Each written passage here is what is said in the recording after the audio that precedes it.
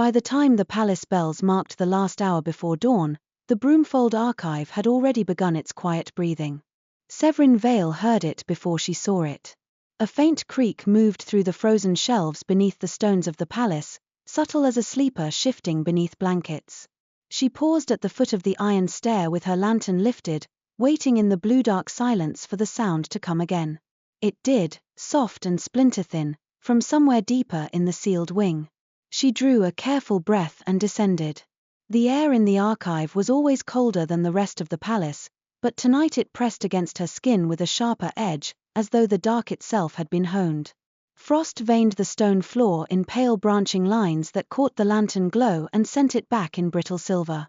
Beyond the central reading tables, tall shelves disappeared into dimness, each one locked behind curtains of translucent ice.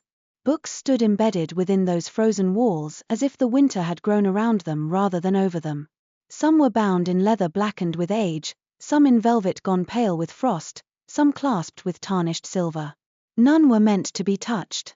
Sevrine crossed to the nearest pillar and checked the ward sigil etched into its base.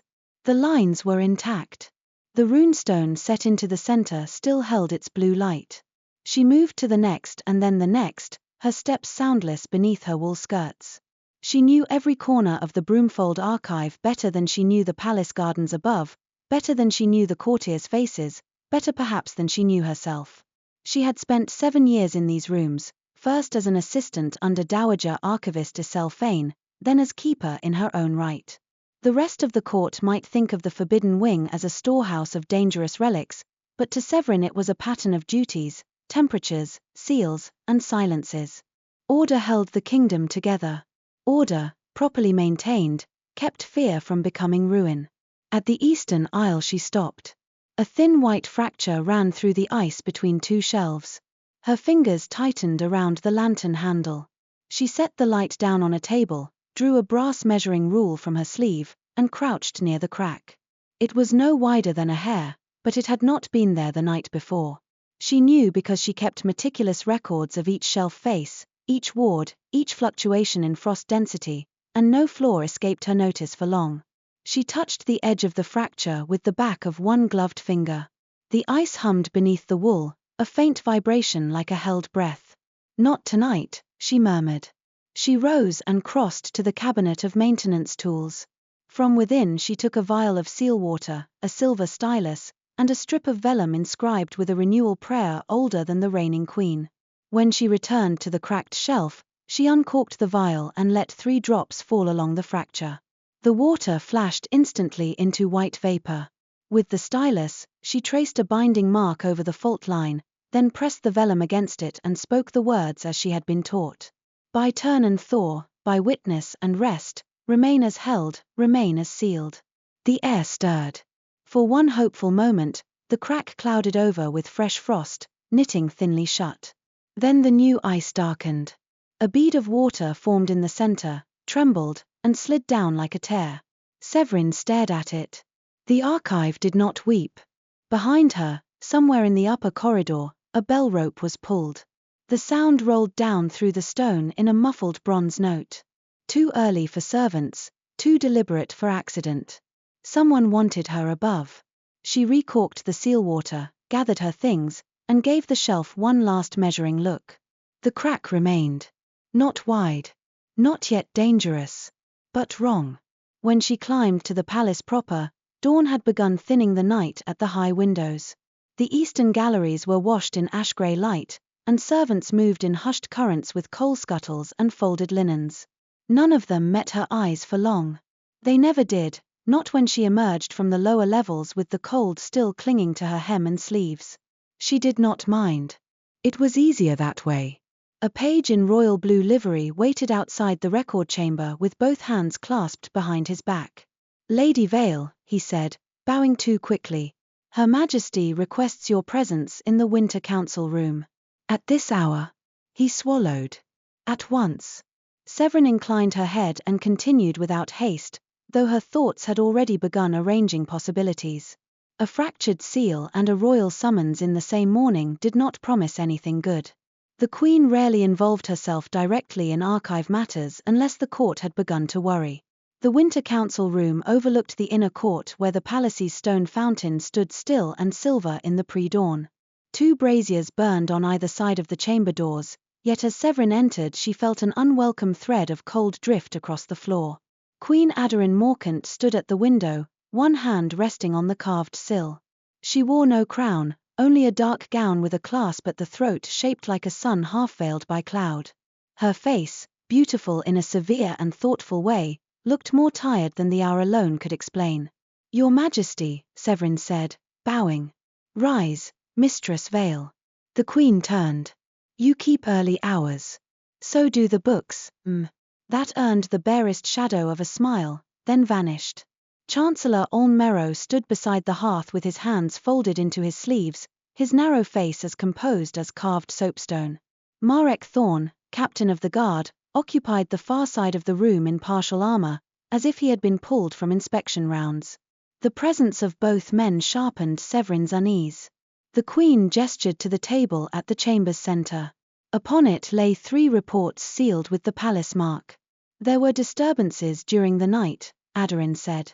"In the western servants' passage, in the old chapel stairs, and outside the lower record hall. Frost where no frost should be. A kitchen maid claims she heard singing from inside a locked wall." Sevrine kept her expression still. "There is a minor fault in one shelf seal in the Brumefold Archive. I discovered it before dawn and attempted a standard restoration. It did not hold." Olm Merrow's gaze sharpened. "Did not hold?" "No, Chancellor." "Can you correct it?" "Not until I understand why a stable seal failed." Marek exhaled through his nose. "In plain terms, how concerned should we be?" Sevrine met his directness with her own. "Concern is appropriate. Panic is not." "Yet," said Olm softly. The Queen lifted a hand, silencing him. "There is more. 2 footmen posted near the lower corridor last evening reported a sudden drop in temperature and the smell of cedar smoke. One of them became disoriented and insisted he was standing in a snowfield from his childhood. He had to be led away." Sevrine's stomach tightened. Memory bleed. That should not have been possible from a shelf fracture alone. "I will need full access to the old maintenance records," she said, "including those sealed under Crown authority." Olm's mouth thinned. "Those records are sealed for a reason. And the archive below your feet is freezing the palace for a reason, Chancellor. I am asking which concern should take precedence." A faint, dangerous quiet entered the room. Sevrine knew she had stepped close to insolence. But Queen Aderin did not rebuke her. "You shall have what you need," the Queen said. "And one more measure besides. I am assigning a royal sentinel to the Brumefold Archive until the matter is resolved." Sevrine did not speak at once, certain she had misheard. "A sentinel?" "For your protection," Marek said. "The archive is not a barracks yard to be guarded with steel." "It is still beneath my palace," said the Queen, "and disturbances are spreading." Sevrine chose her next words carefully. "Your Majesty, no guard trained above stairs will understand the restrictions below. The archive requires silence, precision, and—" "The man assigned has already been briefed," the Queen said.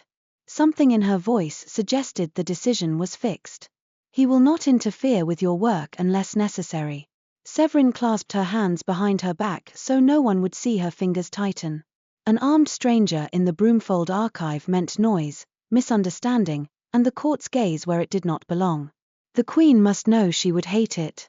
Which meant the situation was more serious than the reports alone conveyed. "Whom have you assigned?" she asked.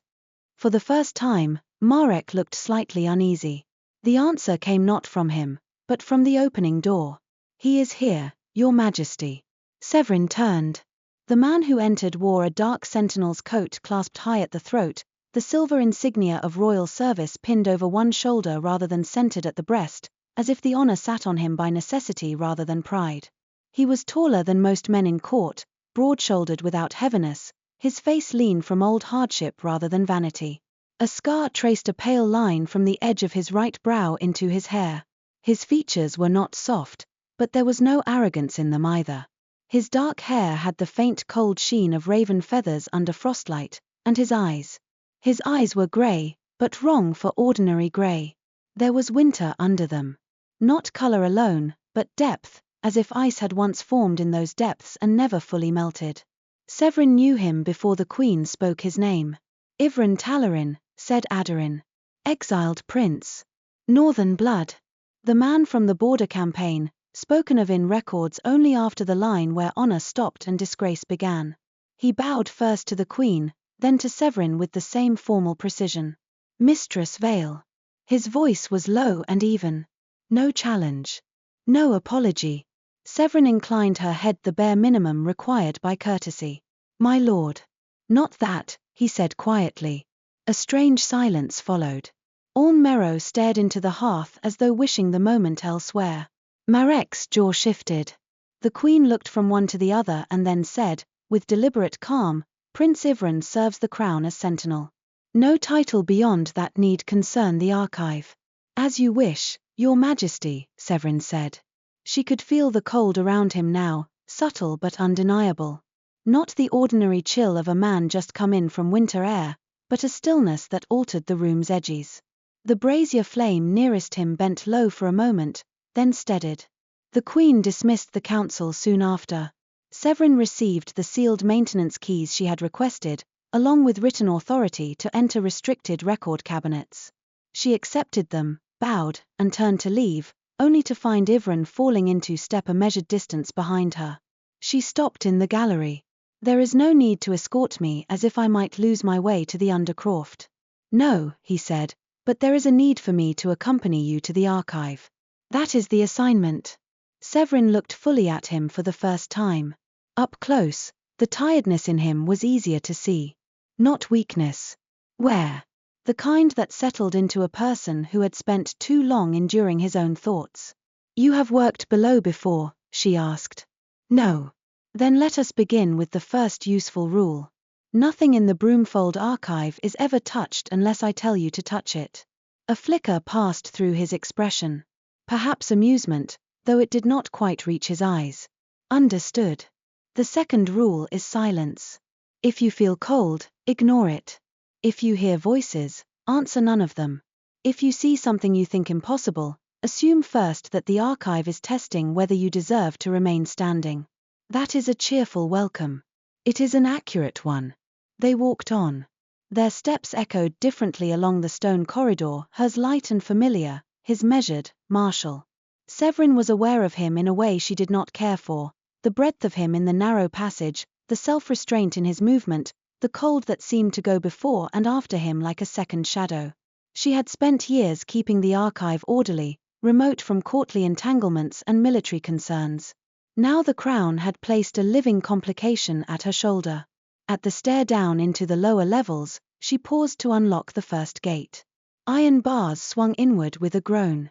The final rule, she said without turning, is that the archive does not care for noble blood. I have found that most places do not, Ivren replied. Against her will, the answer gave her pause. There had been no bitterness in it. Only plain fact. She led him down. The lower passages narrowed as they descended, the walls changing from palace-finished stone to older blocks set generations earlier. Lanterns hung at intervals, their light duller here, as if the cold dimmed flame by preference. When they reached the antechamber outside the Brumefold Archive, Sevrine unlocked 3 separate mechanisms: brass key, rune latch, then spoken phrase. Frost rippled over the doors and withdrew. Ivren stood quiet behind her until the seal opened. Then, as the first breath of the archive rolled out around them, he drew in a slow breath. You feel it, Sevrine said. Yes. Most do not at first. What is it? She considered. Sorrow, mostly. Memory. Winter waiting to be believed. He said nothing to that, and for reasons she could not have named, she was relieved. Inside, the archive seemed to sense a stranger and pull itself taut. The blue glow in the wardstones sharpened. Ice curtains along the far shelves flashed with brief internal light like distant summer lightning trapped in glass. Sevrine moved through the aisles, checking each ward again in Ivren's presence. She half expected some flare of instability merely from bringing him near the shelves. Yet the archive did not rage. It watched. At the eastern aisle she stopped before the fractured shelf and set her lantern down. There, she said. Ivrin came no closer than invited. It was not there yesterday. No. He studied the crack from a respectful distance. The air is different around it. Sevrine glanced at him. Different how? Like a door not fully shut. Not a scholar's answer. Not an imprecise one, either. She removed her gloves and pressed 2 fingers lightly to the shelf face, tracing the edge of the fracture. The humming had grown stronger. Somewhere beyond the ice, a book shifted with a muted sound like someone turning over in sleep. Her pulse gave a hard beat. Stay where you are, she said. She crossed to the nearest catalogue lectern, opened the ledger, and confirmed the shelf designation. East 7, Row 3, Compartment Winter Volume 32. Bound vellum, unnamed in public index, restricted notation only. She reached for the corresponding drawer in the reference cabinet to retrieve the private description and froze when she saw the frost creeping along the brass handle. It had not been there moments before. Ivrin, she said, not taking her eyes off it. He was beside her in 3 silent strides. Too close, instinct said at once, yet she did not step away. What is it? She pointed. The frost spread as they watched, flowing over the cabinet seams in delicate white filigree. At the same time, the crack in the eastern shelf gave a sound like a sigh through teeth. Then every lantern in the aisle went out. Darkness rushed in, blue and absolute. Sevrine heard glass chime somewhere behind them, then the unmistakable crack of ice splitting wide. Cold struck her face with such force it stole her breath. Snow burst from the fractured shelf in a violent spiral, filling the aisle with whirling white. The archive vanished behind it.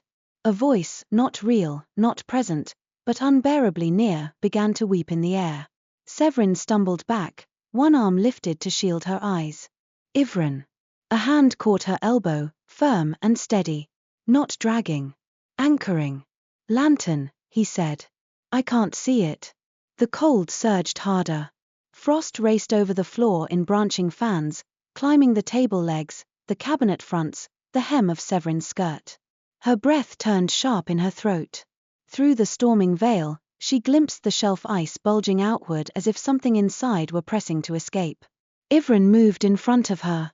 He took one bare-handed step toward the rupturing shelf and lifted his palm.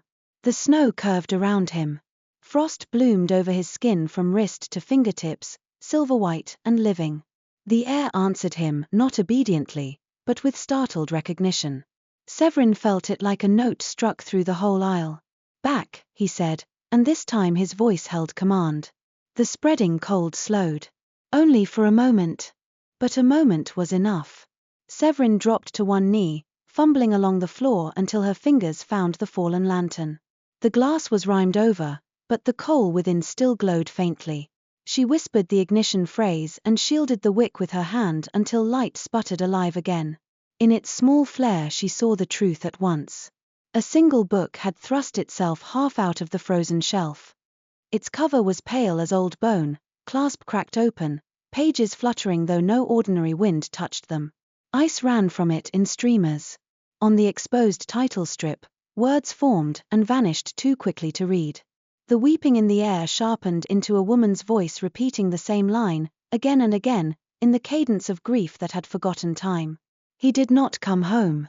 Sevrine's training rose through her fear with crisp, practiced force. Do not listen to the words, she said. Ivrin still held his hand toward the shelf, frost coating his knuckles. I am trying not to. The cold pushed against him like a living thing. Sevrine could see the strain in his shoulders now, the locked stillness. He was buying her seconds, no more. She snatched the silver stylus from her sleeve and slashed a temporary ward through the air between the book and the room. The line burned white, wavered, then held. The weeping dropped in volume. Snow still swirled, but lower, trapped in a tightening ring. Can you maintain that? She asked. For a little. That was not reassurance. It was fact, and somehow that steadied her more. Sevrine stepped carefully toward the shelf until the cold bit through her shoes and needled her ankles. The book seemed to turn toward her. Not with eyes, not with thought, but with the terrible attention of unresolved sorrow finally given a crack through which to breathe. A winter volume. Open. This should not have been possible. She set the lantern at her feet, reached into the inner pocket of her coat, and drew out the emergency seal ribbon, a narrow strip of frost glass thread wound around a bone spindle. Usually it took 2 archivists to bind a breach this size. Usually there was time for preparation. Usually the books stayed where they had been buried. None of that mattered now. She looped the ribbon once around the projecting volume and spoke the compression phrase. The thread brightened, tightened, and drove the book an inch back into the ice. The woman's voice rose in sudden despair, so piercing it made Sevrine's eyes sting. The shelf shuddered violently. Behind her, Sevrine made a sound low in his throat, almost a gasp. She looked back. Frost had climbed past his wrist now, etching itself under the cuff of his coat. "You need to stop," she said. "And let it through." "I said stop." His gaze found hers in the lantern glow, steady despite the pain she was only just beginning to recognize in his face. "Do what you need to do, Mistress Vale." No one had ever sounded less like a court ornament in her life. Sevrine turned back to the shelf and made her choice. She could not fully reseal the volume. Not with one ribbon, not with the crack already widened. But she might contain the breach enough to prevent spread beyond the aisle. She unwound the remaining thread and cast it in a lattice over the shelf face. The frost glass flared, merged with the silver ward line, and collapsed inward with a ringing sound like thin bells struck in winter air. The book slammed shut. The snow dropped all at once. Silence followed so abruptly it was almost a blow. Sevrine stood motionless, one hand still lifted toward the shelf. The ice was sealed again, but crudely, webbed now with milky stress lines. Temporary. Fragile. Wrong. Only then did she turn. Sevrine staggered once and caught himself against the cabinet. The frost on his hand and wrist had gone dense and white as carved quartz. He lowered the arm slowly, as if it no longer belonged entirely to him. Without thinking, Sevrine crossed to him. "Let me see. It will pass." That was not a request. He looked at her, then, perhaps recognizing that argument would waste strength he did not presently have, offered his hand. She took it. The cold of his skin shocked her even through the remnants of adrenaline. Not dead cold. Living cold, if such a contradiction could exist. The frostmark laced over the back of his hand in branching lines that resembled the same pattern the archive ice had worn on the floor. Sevrine touched one edge with 2 careful fingers. The mark receded slightly beneath the contact, as if responding to ordinary warmth. "How did you do that?" she asked quietly. His mouth bent, not quite a smile. "I was about to ask you the same. This is not archive binding." "No." "Then what was it?" He was silent long enough that she almost thought he would not answer. At last he said, "Something my family used to call holding the weather at the threshold." Sevrine looked up sharply. Northern blood indeed. Old blood. Dangerous, if rumor were to be believed, and yet without it, the Isle might now be a corridor of spreading winter. She released his hand more slowly than she meant to. "We need to report this to the Queen," she said. "Yes. And to Dowager Iselle." His expression changed a fraction. "You trust her more than the Council." "I trust anyone who has ever mended a living seal more than the Council." That almost smile returned, fleeting and tired. It altered his whole face when it came, drawing something gentler through its severity. It made him seem less like a figure stepped out of disgrace and more like a man who had once, perhaps, known how to be at ease. Sevrine turned away before the observation could become unhelpful. She retrieved the lantern and opened the ledger with fingers only slightly unsteady. Her neat handwriting filled the margin beneath the shelf record. At first bell, East 7, Row 3, Volume 32 breached primary ice seal. Standard restoration failed. Emergency containment enacted with frostglass lattice. Royal Sentinel present. Subject responsive to threshold cold. She paused over the last line, then underlined responsive once. The weeping voice was gone, but the silence it left behind felt full of warning. When she closed the ledger, she became aware that Sevrine was watching not her face, but the damaged shelf beyond her shoulder. "This is not the only one," he said. It was not phrased as a question. Sevrine followed his gaze. At the far end of the eastern aisle, almost invisible in the dim blue dark, Another hairline fracture caught the lantern light and gave it back in a cold, bright glint. Then another answered from the western stacks. And another, somewhere deeper still. For the first time in 7 years, Sevrine felt the Brumefold Archive slipping beyond the reach of careful hands. She closed the ledger, lifted the lantern higher, and said the only honest thing left to say. No. It isn't. By noon the palace had learned that something was wrong, though not yet what name to give it. The servants spoke in lowered voices as they moved through the upper halls, glancing at windows filmed with sudden frost though the sky beyond them held pale winter sun. A brazier in the south gallery refused to stay lit. Water in the western kitchens crusted with ice each time a cook turned her back. 2 laundresses swore they heard a woman sobbing from within a linen press and would not re-enter the room until a priest had blessed it. The court, unable to endure uncertainty without dressing it in importance, had already begun shaping rumor into finer garments. Some said the old palace stones had remembered a harsher age. Some said the mountain winds were cursed. Some, more quietly, spoke the name Talarin and let the rest of the sentence remain unspoken. Sevrine ignored all of it. She spent the morning in the restricted record chamber, the sealed maintenance keys laid in exact order beside her elbow, while dust rose from drawers no one had opened in decades. The chamber smelled of vellum, iron, and the dry bitterness of old sealing wax. Light from the high-slit windows fell in narrow bands over the table, turning the dust to drifting gold. Around her stood towers of ledgers and bound folios, some inked by hands long dead, some copied and recopied so many times that the truth inside them had been polished down like a coin passed through too many fingers. Sevrine stood at the door, saying nothing unless she addressed him. He had resumed his gloves, though Sevrine had noticed stiffness in the way his right hand closed around the hilt at his side. The frost mark had faded, but not entirely. It lingered in pale tracery beneath the skin at his wrist. She should not have noticed that. She noticed it anyway. Across from her, Lynette Sayre hovered with 2 armfuls of index slips, her fair brows drawn tight. This cabinet was marked crown sealed under Queen Kerry's, she said. Should I break the red cord? Yes.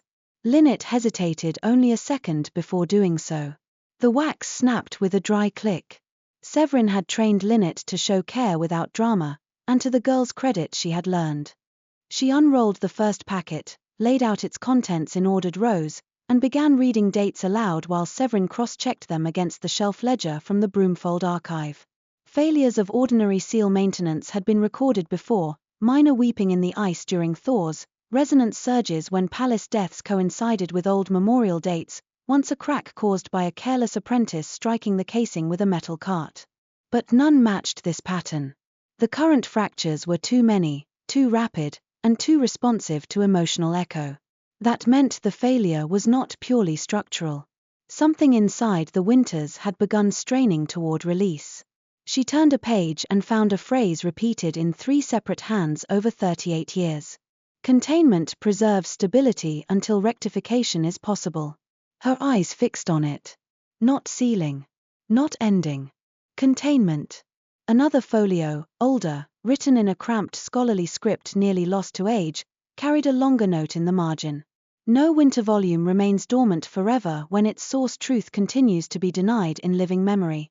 Delay is not cure. Sevrine sat back very still. Lynette. Yes, mistress. Bring me all references to rectification, rective reading, and seasonal conclusion rights. Lynette blinked. All of them? All. The girl glanced once toward Sevrine, then hurried to the rear cabinets. He spoke only when the chamber door had shut behind her. You found what you feared.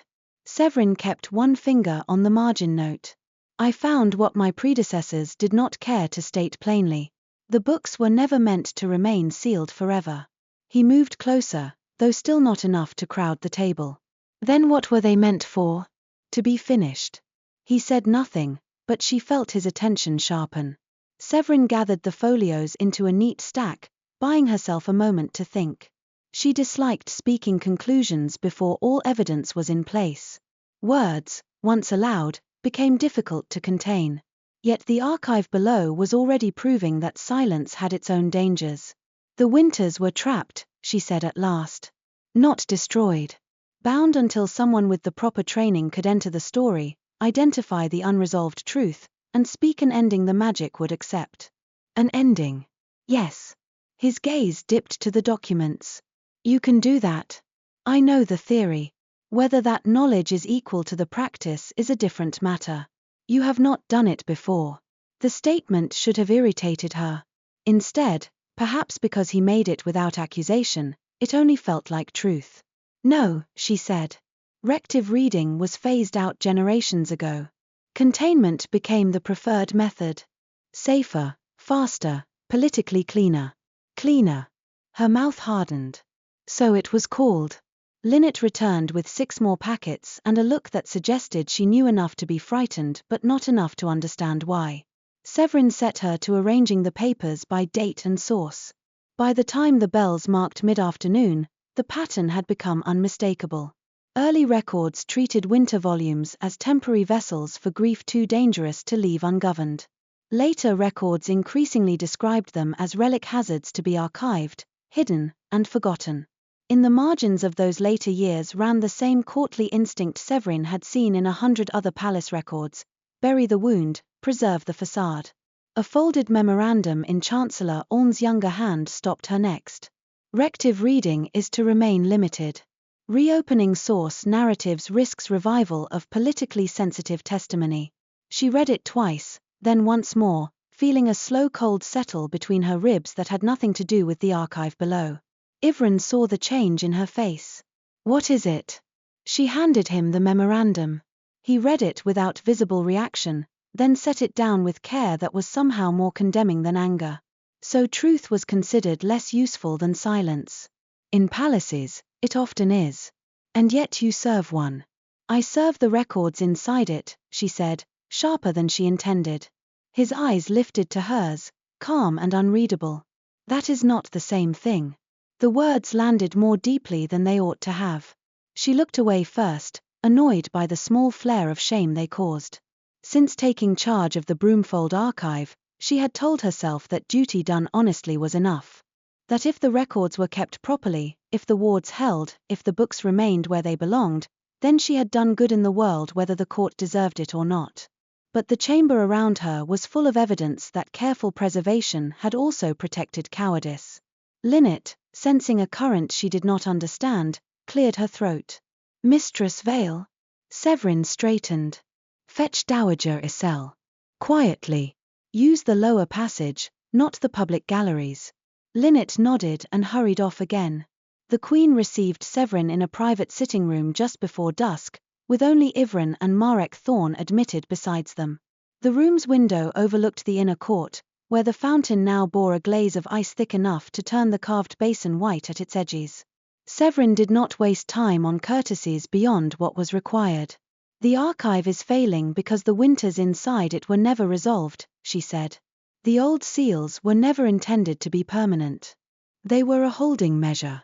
Adarine's face remained composed. And your remedy? Rective reading. Marek frowned. Explain that as if I am not one of your scholars. Sevrine did. She spoke of immersive readings, of story echoes, of truthful endings accepted by the volumes only when the wound at their center had been properly named. She kept her tone precise and unadorned, but as she spoke she watched the Queen's stillness grow finer, more effortful. Adarine knew more than she had previously admitted. That much was plain. When Sevrine finished, Marek blew out a low breath. You're telling me the fate of the palace rests on reading cursed books aloud and persuading Winter to change its mind. I am telling you, Sevrine said, that Winter was never the first problem.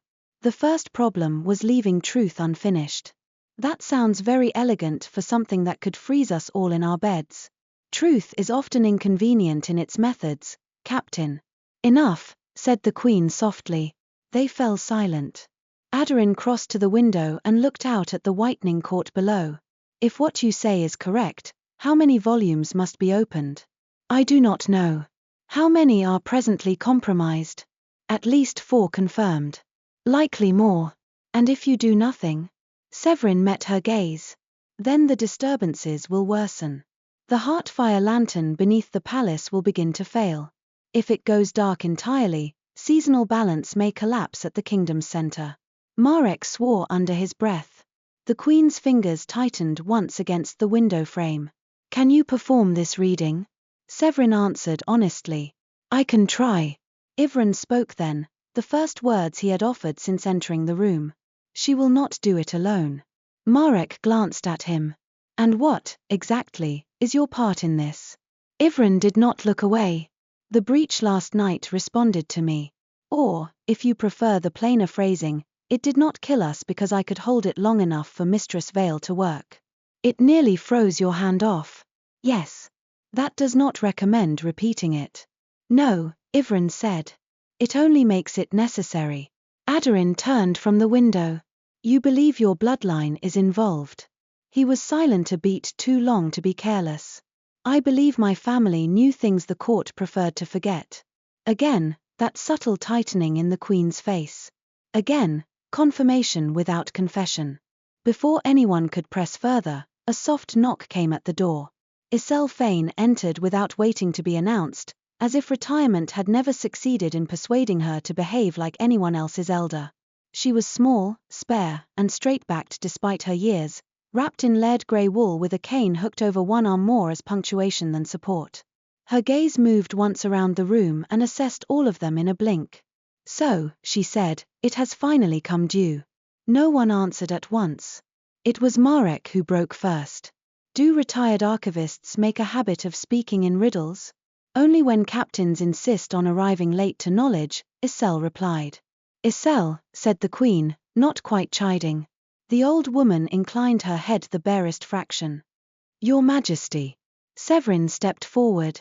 You knew. I knew containment would fail eventually. Not when. Isel's eyes moved to Sevrine, and for the first time there was something like regret in them. I had hoped it would choose a keeper older than you. That stung, though Sevrine knew it was not meant as an insult. I am here now. Yes, Isel said. And you are the right sort for it, which is why I had hoped otherwise. The queen gestured for explanation. Isel obliged with less ceremony than the subject deserved. In her younger days, she said, there had still been living scholars who remembered the end of rective practice. They taught that some winters could be thawed only by entering the story and speaking what had once gone unsaid.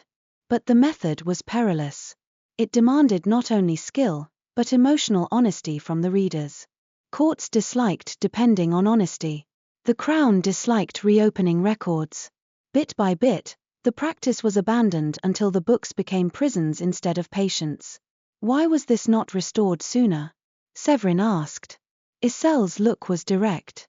Because sealed grief is useful to the powerful. It makes fewer demands than living truth. The room held that in silence.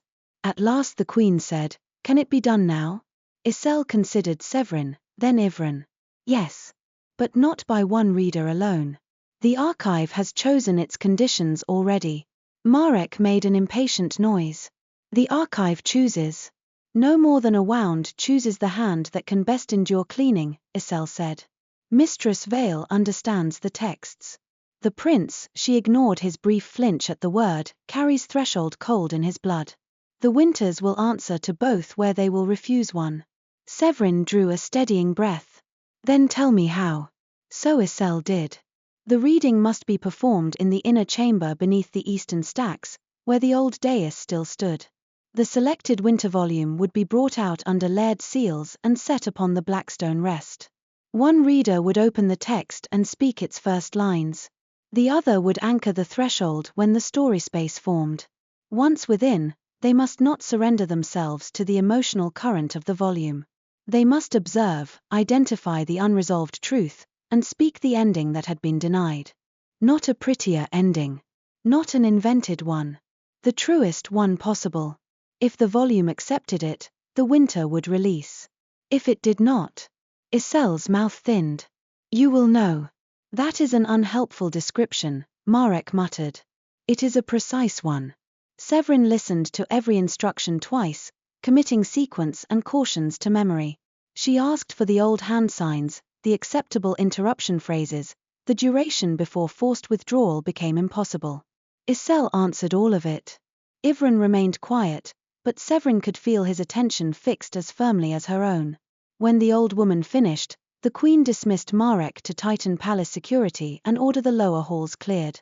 He obeyed reluctantly, pausing only to tell Sevrine, "If you're going below with those things again, I'm putting guards on every exit." "Do so," she said. "But make certain they answer no voices from the walls." He stared at her a moment, then grunted and left. By the time twilight deepened into evening, the palace had taken on that peculiar hush that comes before a storm or after bad news. Lamps were being lit early. Courtiers clustered in alcoves. Somewhere overhead, musicians had been dismissed from supper service, because the corridors felt too quiet for any feast to be underway. Sevrine walked back to the archive with Esel's instructions echoing in her mind and the first selected volume's designation folded inside her sleeve. Ivran walked beside her. Not behind, as earlier. Beside. For half the descent, they said nothing. The silence was not comfortable, but neither was it hostile. It had become something else over the course of the day, a shared place where thought could live without being prodded.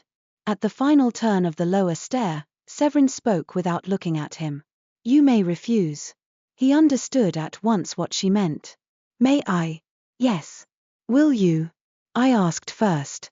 That drew the faintest breath of what might, in another man, have been a laugh. "Then no," he said. "I will not refuse." "Because you think it is your duty?" "Partly."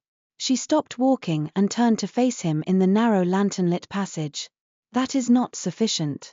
His expression, already shadowed by the low light, gave little away. "You would prefer I take reckless comfort in danger?" "I would prefer you not volunteer yourself out of guilt." He was still for a long moment. The silence between them changed temperature. At last he said, "Mistress Vale, if guilt were my only motive, I would have found a colder and less useful place to spend my life." The honesty of it unsettled her more than defensiveness would have. He had not denied the guilt. He had merely refused to let it explain everything. She looked at his gloved hand resting near the hilt at his side. "Last night, you could have been badly harmed." "Yes. And yet, you stood there as if the cold were yours to command." No, a shadow crossed his face. "Only to delay." She thought then of the way the snow had bent around him, of the archive's violent pause under his raised hand. Delay, perhaps. But not only that. "What happened on the border campaign?" she asked. He went very still. The question had risen before she could decide whether to ask it. Perhaps because the old memorandum and the Queen's reaction had loosened something in her restraint. Perhaps because reading Forbidden Winters beside a man required more trust than standing in corridors beside him. His gaze shifted past her shoulder to the dark stair beyond. "That is not a short answer. We are not in a short story." For a moment she thought he would refuse after all. Instead he said, "There was a fortress road above the northern villages. It collapsed during a blizzard. Orders were given to preserve the pass and abandon the lower settlements until spring relief. And you disobeyed." "Yes." "To save the villagers." His jaw tightened once. "To try." The phrasing caught her. And many lived who would have died. The pass was lost. Supplies with it. He met her eyes then, grey and wintry in the narrow light. The official record prefers a different order of importance. Sevrine held his gaze. "I see." "No," he said quietly. "Not yet." There was no self-pity in it. No plea. Only a statement that the thing itself was larger and uglier than summary allowed. She found, unexpectedly, that she wanted to know the rest. Not from records. From him. Instead she said, "If we are to enter these volumes together, I need honesty when it matters. You shall have it when I can give it without making your work harder." That was almost irritatingly noble. "It has been alleged against me before." The answer startled a small, unwilling warmth through her. It showed nowhere on her face, but he must have sensed some shift in the air because his own expression eased by the smallest degree. They resumed walking. In the archive antechamber, Lynette waited with the tools laid out just so: frost glass ribbon, charcoal tablets, the black iron stand for transport, 2 wick lamps with mirror hoods, and the thick leather-bound register for active breaches. The girl's fingers moved quickly, but not steadily. I checked the outer wards twice, she said. And the western crack widened by a grain's width since sunset. Noted, Sevrine said. Lynette lowered her voice. Mistress, will the reading truly mend them? Sevrine could have offered comfort. False comfort, perhaps, but easy enough. Instead she touched the girl's shoulder once, lightly. It is the only path that follows the rules we have. Lynette nodded, swallowing fear with visible effort. Together they entered the eastern aisle. The fractured shelf holding volume 32 still bore Sevrine's emergency lattice, its frostglass web now sunk half into the ice as if the shelf had begun trying to digest the repair. The title strip on the trapped book had steadied enough to read. The House That Kept the Snow. Sevrine exhaled softly. Even the title hurt. Appropriate, Iselle had said when Sevrine selected it from the hidden index. It is a grief of refusal, not malice. Easier for a first reading, if any of them may be called easy. Sevrine set the transport stand beside the shelf and unwound fresh ribbon. Ivren took position opposite her, hands bare this time, as instructed. The pale mark at his wrist flashed once in the lamplight. Ready? She asked. No, he said. She looked up. His mouth shifted by the slightest fraction. But willing. That was, she supposed, as much as anyone could ask. Working in practiced sequence, they opened the shelf face without fully breaking the containment field. Sevrine threaded the ribbons beneath the volume. The book was colder than stone, heavy for its size, and seemed to resist movement not with force but with a sort of aching reluctance. When at last it lay upon the iron stand, a whisper of snow spilled from between its pages and vanished before touching the floor. Lynette, pale but steady, closed the shelf and reset the temporary barriers behind them. The inner reading chamber waited below the stacks, circular and windowless, with a black stone dais at its center and old inscriptions carved around the floor in rings. Sevrine had passed it countless times, rarely entering except for annual inspection. Tonight the room seemed to have shed years of neglect the moment it sensed purpose. The stone gleamed darkly. The engraved lines held faint silver light. 2 lamp niches on either side of the dais burned with a steadier flame than the lanterns above. The book was placed on the rest. Iselle, who had come down only as far as the threshold, stopped outside the carved ring. I cannot go in with you. The story will take shape from the active pair. Sevrine nodded. The old woman's gaze sharpened. Do not rush to solve the grief. Witness it first. The winter cares whether you have listened. Then she was quiet. Sevrine and Ivren stepped inside the ring. The chamber cooled at once. Sevrine opened the register on a side lectern and recorded the date, hour, volume designation, participants, and ward conditions. Her handwriting remained neat, though her pulse had begun to climb. She capped the ink, set the pen aside, and turned to the Blackstone rest. Once we begin, she said, do not speak except to the text or to me. Ivren inclined his head. She laid her right hand on the cover of the book. Its surface felt not merely cold, but bereft, as if warmth had once belonged to it and been refused. Ivren placed his unmarked hand on the edge of the stone dais, anchoring himself. The title gleamed faintly under her fingers. The House That Kept the Snow. Sevrine drew a careful breath and opened the cover. The first page crackled like pond ice under weight. Ink surfaced slowly from the vellum, as though rising through water. The script was narrow and elegant, written by someone who had cared for precision even while breaking apart. She began to read aloud. In the valley house beneath the pine ridge, Elst kept the boots by the door through thaw and snowfall alike, because she said a sun delayed was not a sun lost. The chamber exhaled. The lamp flames bent low. A wind with no source moved across the room, carrying the scent of cedar smoke, cold wool, and stew long gone thin on a hearth. The words on the page brightened until they were no longer ink but frostlit cuts in the vellum. Sevrine read the next line, and the black stone beneath her feet softened into the groaning timber of floorboards. The chamber vanished. She stood in a narrow house with snow packed hard against the windows. A pot hung over a low fire. Boots stood by the door, scraped clean and waiting. At the table sat a woman with winter-white hands folded in her lap, her face hollowed by waiting into something finer and harsher than age. The room was silent except for the soft boiling of broth and the distant moan of wind under the eaves. Across from Sevrine, now no longer on a dais but inside the little house itself, Ivren looked around once, taking in everything without panic. The story had opened. And somewhere deep in its hush, a mother was still refusing to say the word dead. The house smelled of broth stretched too far, damp wool, and the faint sweetness of cedar burning down to ash. Sevrine stood just inside the doorway, though she had not entered through one. Snow pressed against the window panes in thick white silence, muting the world beyond into a colorless blur. The room itself was small enough that any ordinary grief should have filled it long ago and then passed on. Instead, it had been made vast by waiting. Every object had the stillness of ritual. A bowl laid at the table for one who had not arrived. A coat peg left empty with intention. A second cup on the hearth ledge, scrubbed clean and never used. At the table, the woman in the story did not look at them. Elst, Sevrine thought. The mother named in the opening line. Her hands were clasped too tightly, the knuckles whitened with strain. She could not have been truly old when the winter first took hold, yet grief had narrowed her face and silvered her hair at the temples. Her eyes remained fixed on the door as if the act of watching were the final thread holding the house upright. Sevrine knew the first rule of reactive reading: witness before judgment.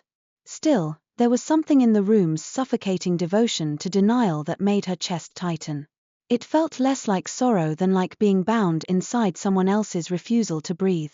Ivren moved to stand at her shoulder, quiet and alert. In the story space, the grey of his eyes had taken on the pallor of ice over deep water. What do we do now? We follow the text until it diverges, Sevrine murmured. Listen for what the story cannot say plainly. He gave a slight nod. Sevrine looked down. The book was still in her hands, but altered. No longer merely vellum and binding, it had become a shifting record whose lines brightened and faded as the scene moved around them. New words surfaced beneath the old in faint, frost-blue script. Elst set the meal in readiness every dusk. She mended the torn cuff and folded it warm. She told the house that her son had gone late over the ridge and would shame himself with apologies when he came home at last. A hinge rattled behind them. The door opened.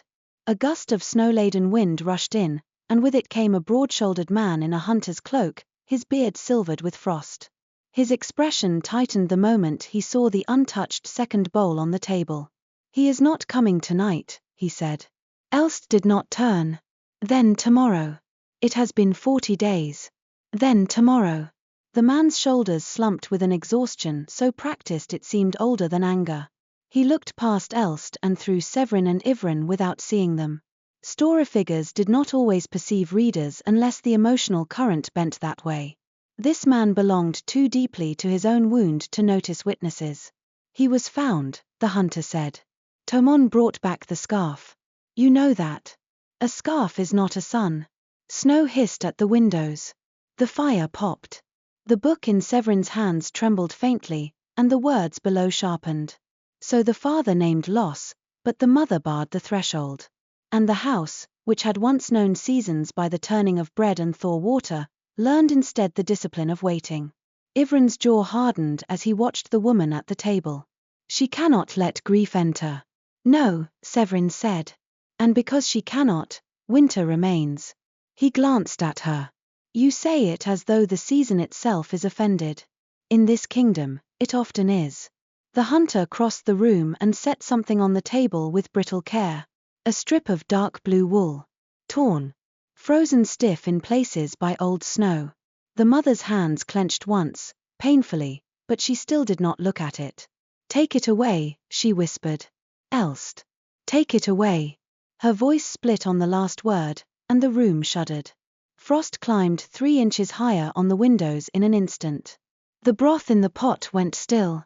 Snow whispered across the floorboards from nowhere, threading around chair legs and pooling beneath the table. Sevrine sucked in a breath. There. The refusal. Ivren did not take his eyes from the scene. "Can we speak to them?" "Sometimes." "Not yet." If they forced themselves into the story too soon, the volume might reject them as intruders rather than witnesses. Reactive reading required patience. the magic had to reveal the wound in its own shape first. The days in the house turned without sun. Storytime folded strangely, not by natural sequence but by emotional repetition. Elst lit the fire, set the bowl, watched the door. Her husband, Darren, the text eventually named him, went out with other men to search the ridge, returned with deepening lines in his face, and each night tried again to speak the truth she would not hear. Each attempt ended the same way, her refusal, the room freezing harder, the world narrowing further. No children laughed in the yard. No neighbors crossed the threshold anymore. The house had become a shrine to the missing and a punishment for the living. Sevrine walked its edges, reading when the book gave her language and observing when it did not. The ache in the place seeped into her bones. It reminded her, in some half-formed way, of the years after her father died, how her mother had sorted his belongings into labeled chests with such relentless neatness that grief was permitted nowhere except in the precision of folded cuffs and stacked papers. Nothing in Sevrine's childhood had become magical or cursed. Yet she knew the shape of a household choosing order over mourning, and the memory made her throat feel tight. Sevrine noticed. "You're cold." "I'm in a trapped winter." "That is not what I meant." She looked at him. His tone had remained low and even, but concern threaded through it unmistakably. It unsettled her because it came without demand. He simply saw and said it. "I'm well enough," she replied. His gaze lingered a heartbeat longer, as if deciding whether to believe her. Then he inclined his head and returned his attention to the room. It should not have mattered that he had asked. Yet some guarded place inside her had taken note. The next shift in the story came at the onset of what should have been thaw. Meltwater dripped from the eaves outside, but inside the house the air only turned sharper, more brittle. Darren entered carrying kindling and a shovel over one shoulder. His boots left wet prints across the floor. He paused when he saw Elst kneeling by a chest near the hearth. She had taken out a boy's winter cloak and was patching the seam at the shoulder. Darren set down the wood. "No." She did not look up. It was split under the arm. He always caught it on the gate latch. "No." The word struck harder this time. Elst's hand stopped. The needle trembled between her fingers. "He will need it. He is buried." The cloak slid from her lap. Silence fell so suddenly the whole room seemed to shrink around it. Sevrine felt it before the story acknowledged it, the breathless instant when truth finally enters a closed place and everything inside it must either break or transform. Elst rose slowly. "Take those words back." "I will not." "Take them back. He is buried on the East Ridge with the others." Something changed in the woman's face, not surrender, not grief accepted, but fury born of being cornered by reality. It was more frightening than weeping would have been. She took one step toward Darren, and the snow at the windows thickened to opaque white. "You buried a body," she said. "Not my son, Elst. You buried what the mountain left." The house convulsed. The fire went out. Frost burst over the ceiling beams in pale veins. The bowl on the table cracked clean in two.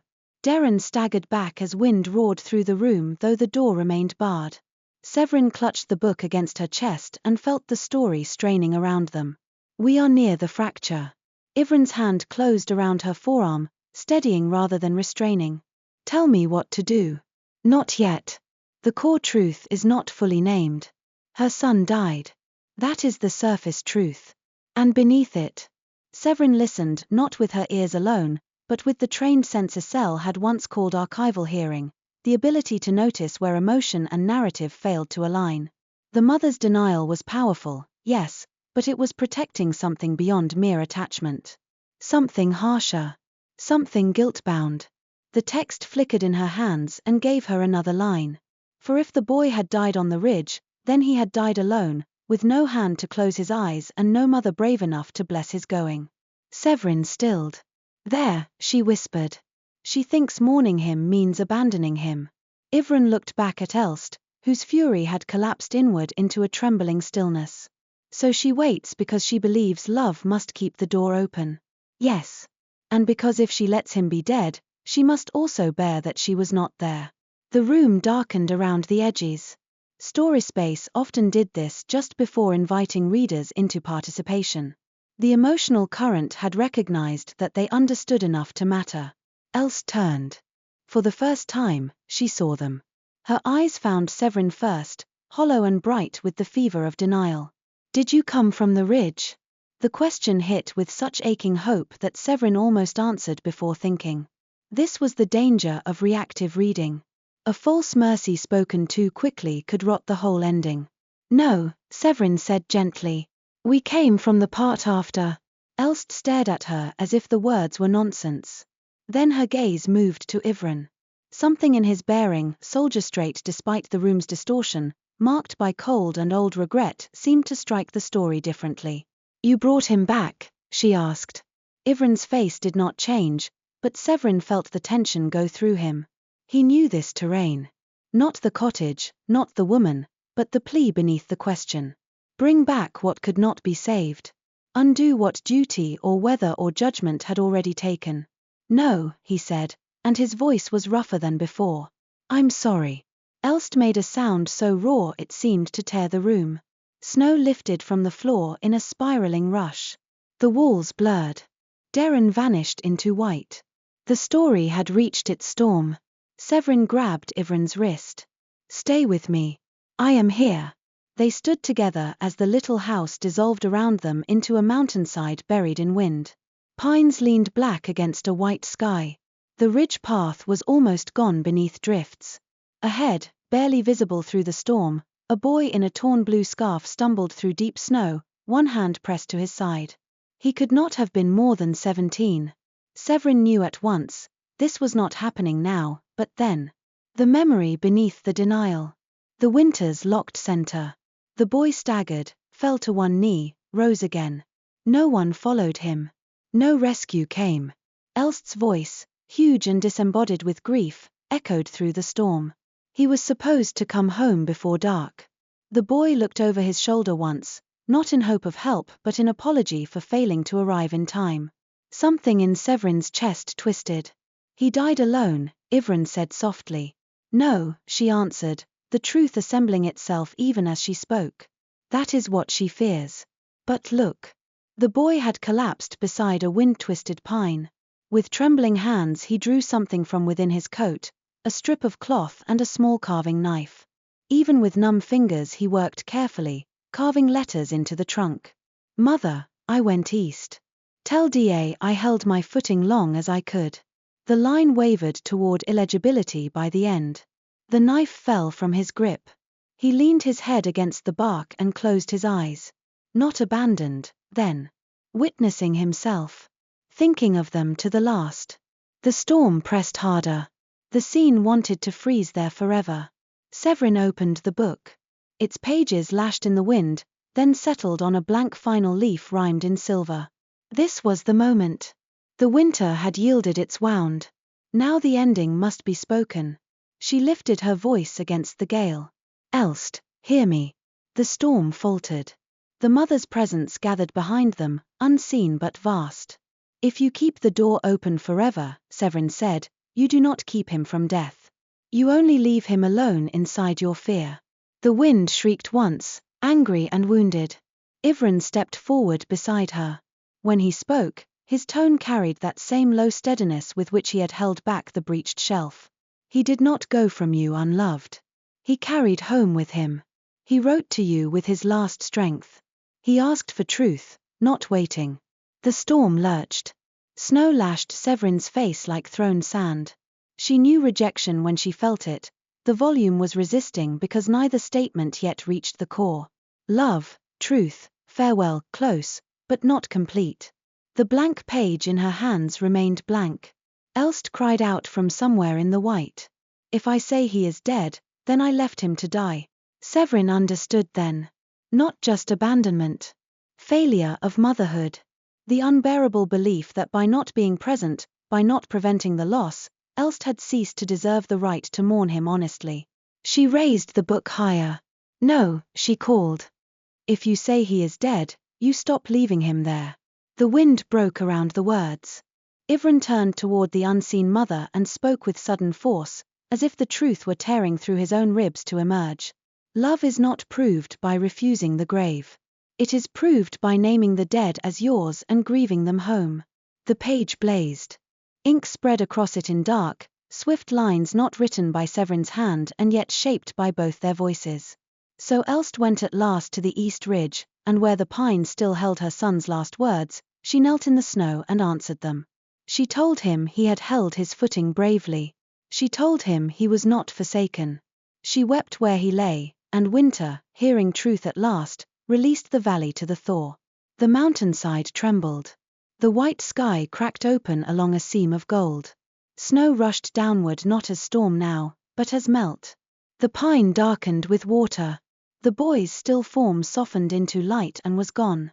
In its place remained only the carved message on the tree, no longer a mark of abandonment but of remembered courage.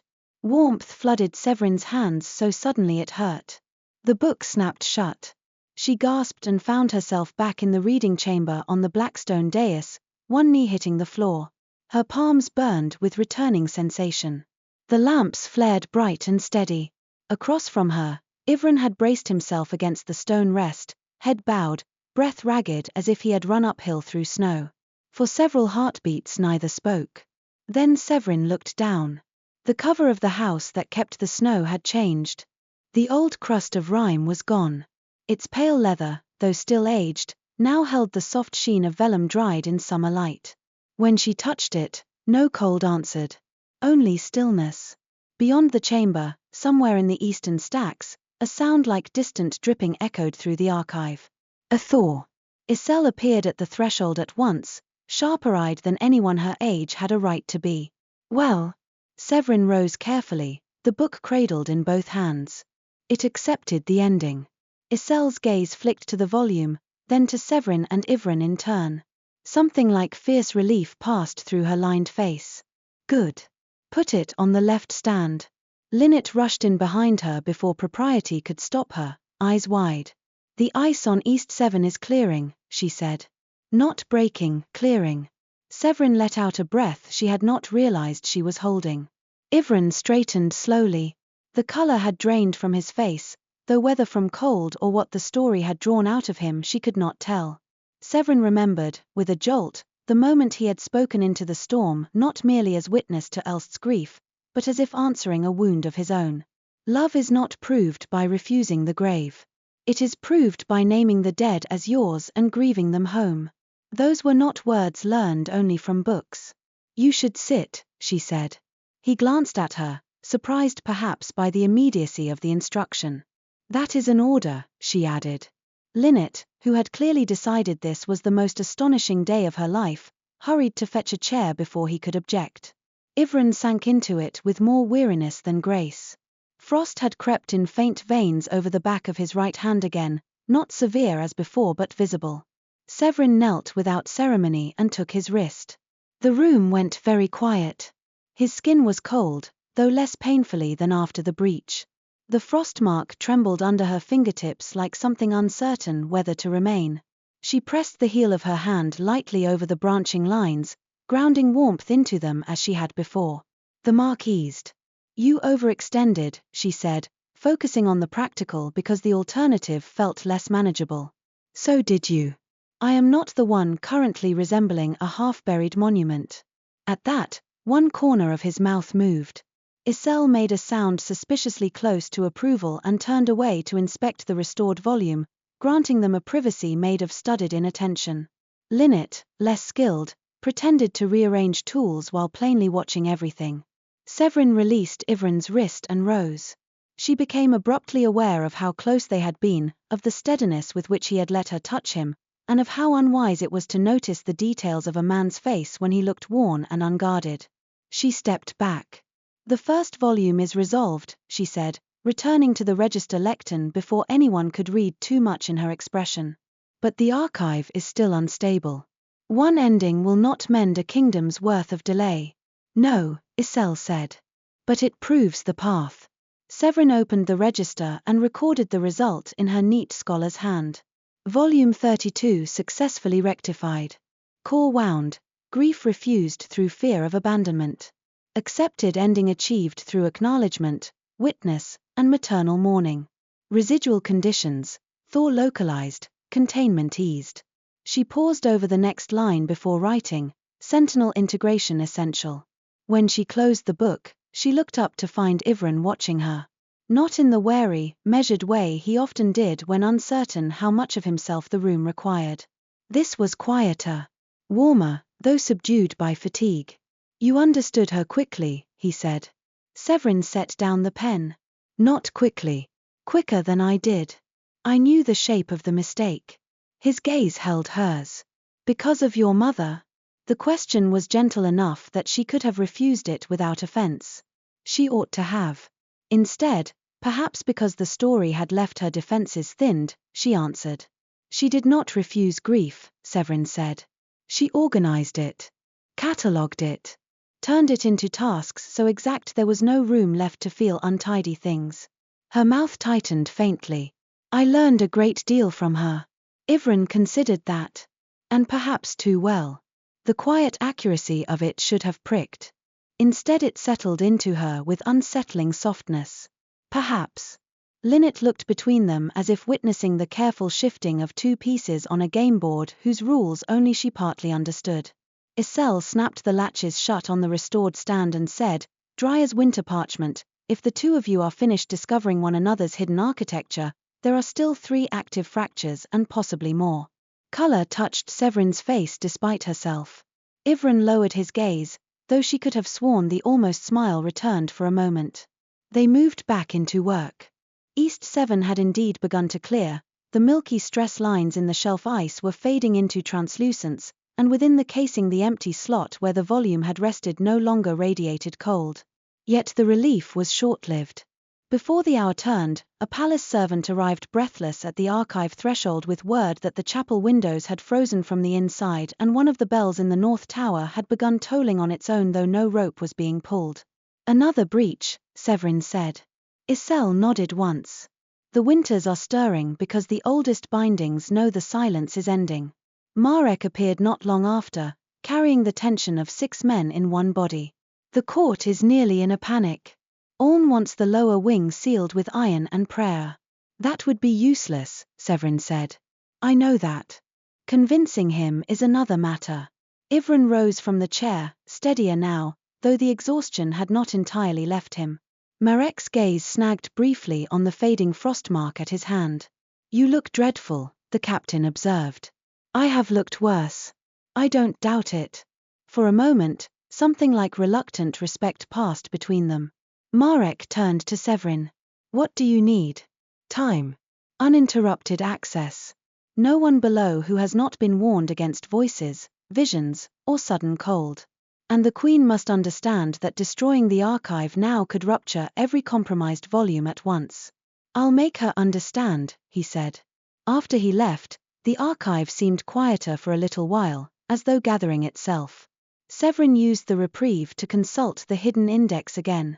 If the first volume had been a grief of refusal, the next must be chosen carefully. Too severe a winter too soon could overwhelm them.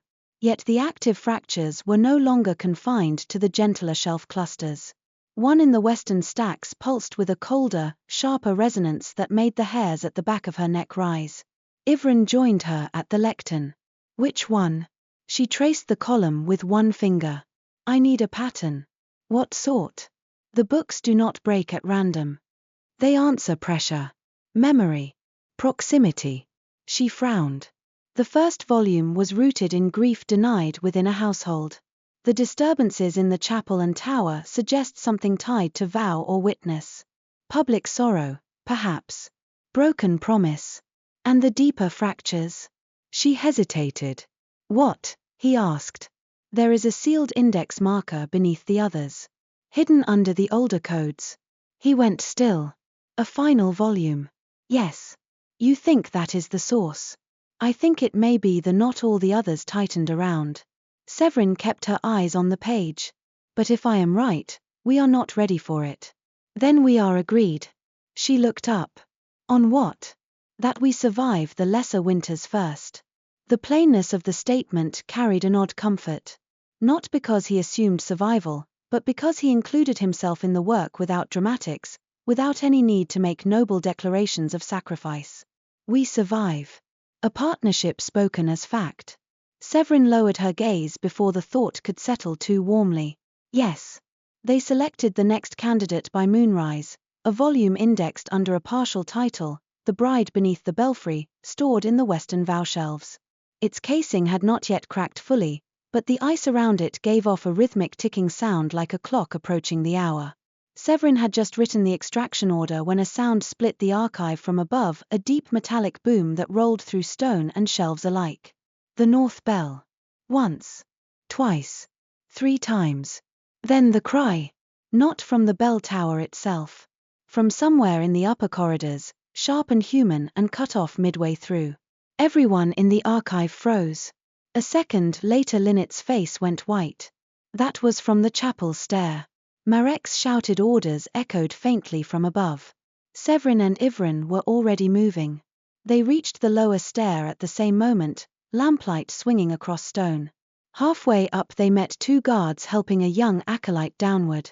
The girl's eyes were wide with terror, and frost glazed the hem of her robe. She said she saw someone standing inside the chapel glass, one guard reported. A woman in a wedding veil. Then the window froze over and the bell started ringing. Sevrine's pulse kicked harder. The bride beneath the belfry had not been removed, yet its echo was bleeding through the structure already. That meant the shelf instability was accelerating. Get her wrapped in blankets, Ivrin said to the guards. No one enters the chapel. The command in his voice landed cleanly. They obeyed without pause. Sevrine looked at him. It is reaching out before we open it. Then it is more active than the first. Yes. She tightened her grip on the lamp handle. And if that is true, the hidden volume beneath them all may already be waking. The words settled between them like fresh snow. Above, the bell gave another great toll that seemed to shake cold dust from the beams. Far below, in the Brumefold Archive, something answered with a thin sound like ice cracking under weight. Sevrine felt the entire palace poised on the lip of a story much older and more dangerous than the one they had just survived. She turned back toward the stairs, every nerve sharp with dread and purpose. Then we cannot afford caution any longer, she said. And with Ivrin at her side, she went to meet the next winter before it could climb all the way into the heart of the palace. By the time they reached the chapel level, the cold had changed character. Below stairs in the archive, winter had always felt contained, concentrated into shelves and seals and careful breath. Here it had spread into the lived spaces of the palace and turned uncanny. Frost climbed the chapel doors in pale, branching filigree that resembled script more than weather. The iron hinges groaned softly, as if something inside leaned against them with patient insistence. Through the narrow seam where the doors failed to meet, a dim silver light pulsed in time with the bell above. Marek stood in the corridor with 6 guards fanned behind him and his patience worn thin. He turned sharply when Sevrine and Ivrin approached. No one has gone in, he said. The doors sealed themselves after the acolyte fled. The bell rope is hanging slack in the tower. I checked it myself. Sevrine handed her lantern to Lynette, who had followed despite instructions to remain below. Good. Keep everyone clear. Marek looked at the frost web climbing the chapel doors. Tell me, this is the sort of thing your books stop doing once you get ahead of them. It is the sort of thing they do when we are behind, Sevrine said. That is not the reassurance I was hoping for. It is the truth. Ivrin stepped close to the door seam and held his bare hand near the silverlit crack without touching it. The light within shivered, then narrowed, as if aware of him. It knows we are here, he said. Sevrine drew a slow breath. Then it will not wait long. She turned to Marek. I need the Queen below. Not here, in the archive. And I need Chancellor Olm kept out of the lower wing unless I ask for him by name. Marek frowned. You think this reaches that high already? I think the fractures are no longer separate. I think they are responding to one another. He did not waste time arguing. I'll bring Her Majesty. Sevrine nodded once, then laid both palms against the chapel doors and spoke the unbinding phrase used for archive casings. The frost flared silver, resisted, then split down the center with a sound like a sigh through teeth. The doors eased inward on their own. The chapel beyond had become a belfry-shaped dream of winter. Moonlight, or something wearing its likeness, poured through the tall stained-glass windows, though the hour and angle should not have allowed it. Every pew was rimed white. The aisle runner had frozen stiff as carved wood. At the far end, before the altar, stood a woman in a bridal veil made of frost. She was not truly there, not in living flesh, yet the volume's projection had condensed around her with such force that even ordinary eyes would have mistaken her for human at first glance. Her gown trailed crystals over the stone. One hand clutched a spray of dead winter roses. The other was empty and held slightly out, as if meant to be filled. Above them, the bell gave another toll. The bride did not move. Sevrine stepped just across the threshold. The air tasted of iron, candle wax, and the salt of old tears. "The bride beneath the belfry," she said softly. The figure turned her head. No face showed beneath the frost veil. Only pale darkness and the suggestion of eyes where grief had burned holes through memory. "Too late," she whispered. The words struck the chapel walls and came back doubled, then tripled, until the room seemed full of women saying the same thing in different tones of despair. "Too late. Too late. Too late." Ivren moved beside Sevrine, not touching her, but close enough that she felt the steadiness of his presence like a brace against a high wind. "We cannot read it here," he said. "No." The volume had projected because its emotional pressure had exceeded its shelf. If they did not withdraw it now, it would root itself into the chapel and become much harder to separate from the palace's living spaces. Sevrine lifted her voice. "Bride of the winter volume, you are seen. Return to your text." The figure stilled. Then, with painful slowness, she lowered her outstretched hand and said, "He did not come." The glass windows crackled. A line of white raced up the nearest pane, freezing a saint's painted face into obscurity. Guards behind them muttered under their breath. Lynette pressed her hands over her mouth. Sevrine felt the story reaching for sympathy, for any hurried comfort. She would not give it a false one. "No," she said. "But you are not in the ending yet." The bride flickered. For one heartbeat Sevrine thought the words had worked. Then the entire chapel lurched with cold. Snow burst from the rafters. The bell thundered overhead so violently that stone dust rained from the ceiling. Ivren caught Sevrine by the waist and hauled her backward just as a sheet of ice slammed down where she had been standing. The floor bucked underfoot. Frost shot along the pews in jagged lines. "Now," he said over the ringing chaos. "Now." They moved as one. Sevrine drew the frostglass ribbon from her sleeve while Ivren stepped directly into the aisle and raised his marked hand toward the bride. The silver darkness beneath her veil turned toward him with unnatural attention. The chapel answered his blood. The air between them tightened into visible threads of cold, a web of threshold magic humming like drawn wire. The projected bride shuddered and began to pull inward, her form elongating into streamers of white. Sevrine saw it then. Not a ghost, but a tether. The volume below was using the chapel bell and wedding iconography as anchors because its wound concerned promise, witness, and public expectation. The longer it bled into this space, the harder it would be to uproot. She cast the ribbon in a narrowing loop and spoke the extraction phrase. Frostlight snapped around the bride's form. For an instant the silver veil lifted. A young woman's face flashed beneath it, not monstrous, not spectral, only broken by waiting. Then she collapsed into a spray of ice and paper. A book struck the chapel floor with a crack loud enough to silence even the bell. The projection vanished. The windows remained frozen, but the active pressure in the room eased at once. Ivren lowered his hand slowly. White frost had reached the base of his thumb again, dense and luminous. He did not seem to notice. His eyes were fixed on the volume at Sevrine's feet. She bent, wrapped it in 2 layers of ribbon, and lifted it into the crook of her arm. The leather binding was deep blue beneath the ice, its silver clasp shaped like entwined bells. The title was now clear. The Bride Beneath the Belfry. Lynette let out a shaking breath. Marek, who had seen enough impossible things in the last day to stop protesting them, only said, "Below." Quickly. They brought the volume down to the reading chamber before the chapel cold could gather itself again. Queen Aderin arrived not long after, cloaked and pale but composed, with Chancellor Oln at last at her shoulder despite Sevrine's request. One look at the extracted book in Sevrine's hands and the Chancellor's face tightened with something very near dread. That should not have been removed, he said. Sevrine, already tired beyond patience, looked up sharply. Then you know more of this volume than you have yet admitted. Orm's expression shut at once. I know enough to understand danger. And not enough, said Isel from the chamber threshold, to distinguish between danger buried and danger healed. The Queen held up a hand before the argument could sharpen further. What do you need? Time to read, Sevrine said. And fewer voices in this room. Her gaze rested pointedly on Olm. The Queen saw it, and after a moment said, Chancellor, wait above. Olm inclined his head, but not in surrender. Your Majesty, this line of action risks stirring records that were sealed for reasons beyond mere grief. Sevrine heard the words beneath the words and felt the first chill of larger revelation. Not mere grief. Politics again. History again.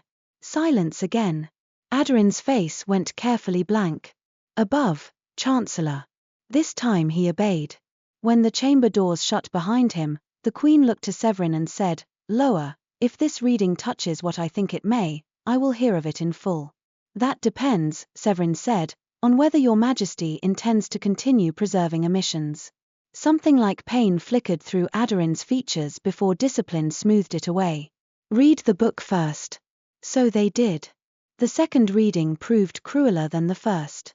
The bride beneath the belfry opened onto a town square deep in winter dusk, lanterns hung from every post, bells decorated with white ribbon, and an entire village gathered for a wedding delayed by storm. At the center stood the bride, Olayth, daughter of the bellkeeper, wrapped in blue velvet with frost gathering already at the hem. Each peal from the tower marked another quarter hour her betrothed failed to appear. Where else's winter had been rooted in private refusal, this one had grown from public shame. The villagers waited with her at first. Then they whispered. Then they pitied. The pity turned poisonous. By the time the story's wound revealed itself fully, Sevrine understood that Olayth's beloved had not abandoned her from faithlessness. He had died on the road trying to reach her through the storm. But no one dared tell her until after the bells had marked the final hour, because no one wished to be the mouth that destroyed a wedding day. So she stood before a watching town, humiliated by waiting, believing herself cast aside before all eyes. By the time the truth came, grief and shame had fused. Winter took root not because the man failed to arrive, but because a whole community preferred silence to mercy. It was a subtler cruelty than outright betrayal, and for that reason perhaps more bitter. Within the story space, Olayth turned again and again toward the belfry stairs, while villagers averted their eyes and spoke empty consolations. He must be delayed. The drift on the east road is high. Another few minutes. Another bell. Sevrine felt fury rising in her more strongly than pity. Someone knew. Yes, Ivren said quietly beside her. Several of them. The story shifted, and there a boy from the road, hands blue with cold, trying to speak to the bellkeeper father. A priest catching his arm. A woman from the square shaking her head. Not now. Not before the guests. Not before the bells are finished. Not here. Sevrine closed her eyes for one pained heartbeat. They were trying to preserve dignity. They preserved spectacle. The words landed with the force of truth hard-won. When the volume invited them into the ending, it did not resist as violently as the first. It only ached. The blank page awaited. Olayth's face beneath the frost veil was ravaged less by denial than by the memory of being watched while hope died in increments. Sevrine spoke first. No one should have left you standing before witnesses who chose comfort over mercy. Ivren stepped beside her into the storming square and added, the shame was never yours. It belonged to those who heard truth coming and delayed it. The bells clanged once, twice, and faltered.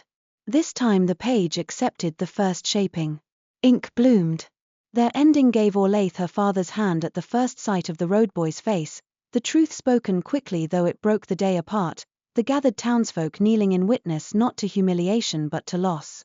Winter released when grief was shared honestly, not displayed. When they returned to the chamber, the second thaw rippled farther than the first. The frozen chapel windows above began clearing at once, and one of the western shelf fractures sealed from within without direct intervention. But the cost was greater too. Sevrine came out of the reading pale as the inside of ice, and Sevrine herself had to brace one hand against the dais to remain standing. The second story had reached closer to the bones. Not only because it was stronger, but because it echoed too many living dynamics inside the palace above. People who preferred tidiness to truth. Authority that delayed painful knowledge until the delay itself became a wound. Queen Aderin, seeing the restored volume, closed her eyes briefly. How many more? Sevrine looked at the hidden index spread on the side lectern, then at the lines she had drawn between active fractures during the last hour. The pattern, vague before, had sharpened with terrifying clarity. These smaller winters are not merely failing, she said. They are feeding toward a center. Iselle nodded grimly. The knot. Sevrine put a finger to the concealed marker beneath the others. There is a final volume. One older than the shelf arrangement itself. I believe it is linked to the crown. Silence took the room. The queen did not deny it. Lynette, who had been learning far too much about the kingdom in far too little time, whispered, Your Majesty. Aderin looked older than she had that morning. There was always said to be one volume no archivist was to open without direct crown sanction. Her gaze met Sevrine's. It predates my reign. Do you know its name? The queen hesitated. That was answer enough to tell Sevrine she did. But before Aderin could speak, the chamber doors above thundered open. Marek's voice rang down the stairs, edged with real alarm. Sevrine, now. They were moving before he finished. The eastern stacks had become a maze of breaking light. Hairline fractures no longer shone only at shelf edges, they lanced across entire casings in jagged, interconnected runs. Ice curtains bulged outward. Snow whirled through aisles that should have been still. Somewhere deep below the shelves came the groan of ancient stone under pressure. Marek met them halfway down the corridor, breath-smoking. The Heartfire lantern chamber is freezing. The words stopped Sevrine cold. The Heartfire lantern sat beneath the palace foundations, older than any reigning line, a great vessel of bound emberlight that anchored the kingdom's seasonal balance. If winter had reached that far, the crisis had passed from archive emergency into existential threat. How far? She asked. Frost on the outer doors. Steam turning to ice in the vents. 2 attendants driven out by cold before they could cross the threshold. Queen Aderin swore softly under her breath, a thing Sevrine had not imagined hearing from her. No more lesser volumes, Sevrine said. It is too late. Iselle's lined face went rigid. Then the hidden one has begun to wake on its own. A sound like a giant inhaling moved through the stacks. Then the floor dropped. Not fully, only a jolt, but enough to send Lynette stumbling and shelf wards shrieking into bright blue light. A seam split the central aisle from end to end. Ice burst upward from it in white shards. Books screamed. There was no other word for the sound. Not human, not animal, but the cry of bound stories cracking all at once. Out! Marek shouted. Move! But Sevrine saw at once what the others had not. The seam was not random. It ran straight toward the sealed floor plate beneath the deepest stacks, the hidden vault where the final volume had always lain beyond ordinary cataloguing. If that vault opened uncontrolled, every winter still tethered to it might surge free. She shoved Lynette toward Marek. Take her up. Take everyone not named Vale or Talarin out of the archive now. Lynette grabbed Sevrine's sleeve. No. Go. It was the voice Sevrine used only in true emergencies, the one that admitted no second attempt. Lynette went, frightened and close to tears but obeying. Marek caught Sevrine's arm as the others pulled back. I'm not leaving you alone down here. You are not a reader. I am a soldier. Then guard the living exits and keep this place from becoming a slaughterhouse. He looked ready to argue until he saw her face and understood that arguing would cost lives. His hand tightened once on her sleeve, then released. Do not die on my watch, librarian. I have no intention of improving your paperwork. Even in crisis, one corner of his mouth twitched. Then he was gone with the others, driving people up the stairs while the archive continued to split apart beneath the palace. Only Sevrine, Sevrine, Iselle, and the queen remained in the central chamber. The old archivist put one hand flat to the shaking lectern, listening through stone as though it were a body. The hidden seal is failing from below, not above. It was tied to the heartfire. Sevrine understood immediately. A crown volume. Anchored directly into the palace's seasonal core. Aderin closed her eyes once. Yes. Sevrine turned on her. You knew. I knew there was a volume the crown had never resolved. I did not know the anchoring had degraded this badly. That is a distinction with little comfort in it. Ivren stepped between their rising anger before it could cost them time. Names, he said. Tell us what it is. The queen looked at the shaking floor, then at the shelves bursting one by one into white stress light.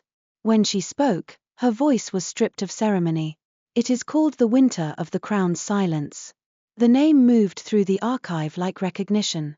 Every fractured shelf answered at once. Ice rang. Snow lifted in spirals. The seam in the floor widened into a black line shot through with silver fire. Isel's breath went sharp. There is your knot. Sevrine felt the whole shape of the story slam into place in her mind. The smaller volumes were not random griefs at all. They had been preserved around the central wound like frost crystals forming around a buried shard. Household denial. Communal silence. Public shame. All orbiting one older royal refusal. And it reaches the heartfire because the crown bound its own unfinished winter into the kingdom's turning, she said. Aderin's face told her she was right. There was no time to demand the full history. The floor plate beneath the deepest stacks heaved upward with a scream of metal on stone. The concealed vault burst open. From below rose not a book at first, but a corridor of black ice. It grew impossibly fast, arching upward from the broken floor like the spine of some buried thing forcing itself into daylight. Within the ice moved images too quick to grasp, a court in mourning, a child in ceremonial white, hands passing sealed records across a table, a man kneeling beneath judgment, a crown set aside rather than broken. At the corridor's far end burned a faint ember glow guttering almost to extinction. The heartfire lantern. The hidden winter had made a path straight to the kingdom's heart. It's opening itself, Sevrine said. No, said Isel, voice suddenly grim with old memory. It is inviting you in. The queen stared at the ice corridor as if at a grave long denied. If you enter, you will see what the crown buried.